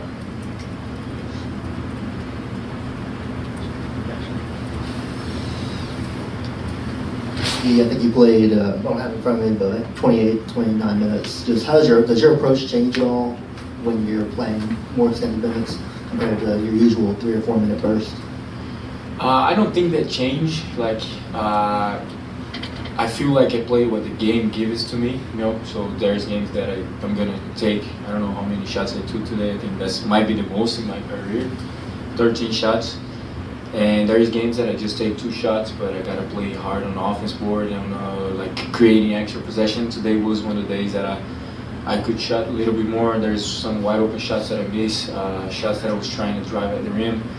But I feel like games like that, you know, you have more opportunities to go at the rim and trying to play a little bit more with the ball in the hand. I will be able to do it.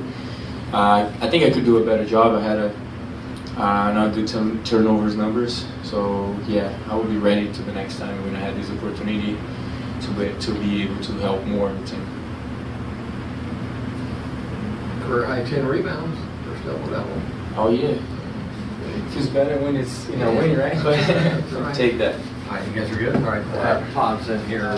He said even though you guys are so short-handed, he thought you guys were going to win. You know, what was his message to you guys post-game? Pre-game? Just as you said, that we could win. Had a good film session this morning. Yeah, that's pretty much it. What do you feel like flipped late in the second quarter and close on the 21-6 run? I think we turned the ball over a little bit there and gave them some easy ones. So I think it just gave them some rhythm going into the second half. How different does the game feel when you have the ball more and you have to initiate more offense than usual? What you mean? Typically you're not initiating almost every possession like you had to do tonight, just given Steph was out, a bunch of other creators were out. I mean, yeah, it just forces me or Pat just to try to get the downward and fall each and every time. So that's really the only difference, I think. Pods, on a broader note, how would you sum up your experiences the last couple of days, seeing what you guys have seen here? I mean, it's definitely sad to see what's going on. I think, how Steph said it last night was perfect. And I couldn't agree more with what he said. Hopefully they're able to find some peace and some joy, even through this tough time. Crowd feel different at all tonight? At times, yeah. I think it helped that they played well, so I think it helped a lot, but it was kind of similar to last night. Is that it? All right. Well, that's it. All right, everybody. Trey Murphy? How?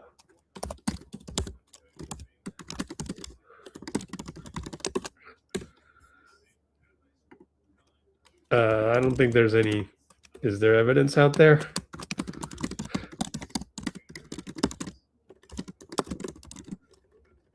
Trey Murphy is the priority. I disagree with that. I certainly have not said that on the Discord. I don't think I've reported that. But in any case, yep, that's it. Next live, maybe tomorrow.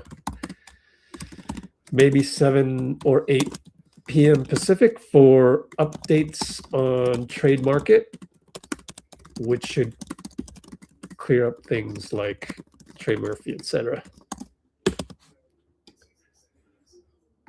All right, I don't have an outro again, so that's it for now. Thank you for joining. I got to work on that outro, but it's hard when you just have one thing after the other with all these games and stuff.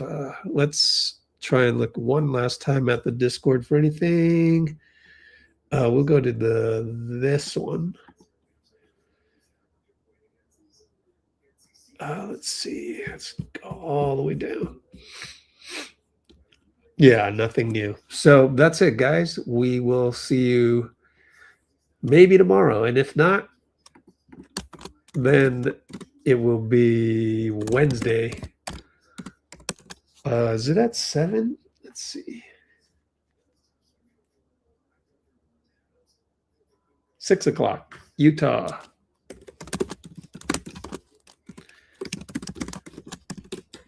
All right. Just us 1, 2, 3 and Brate. Thanks, guys. Bye.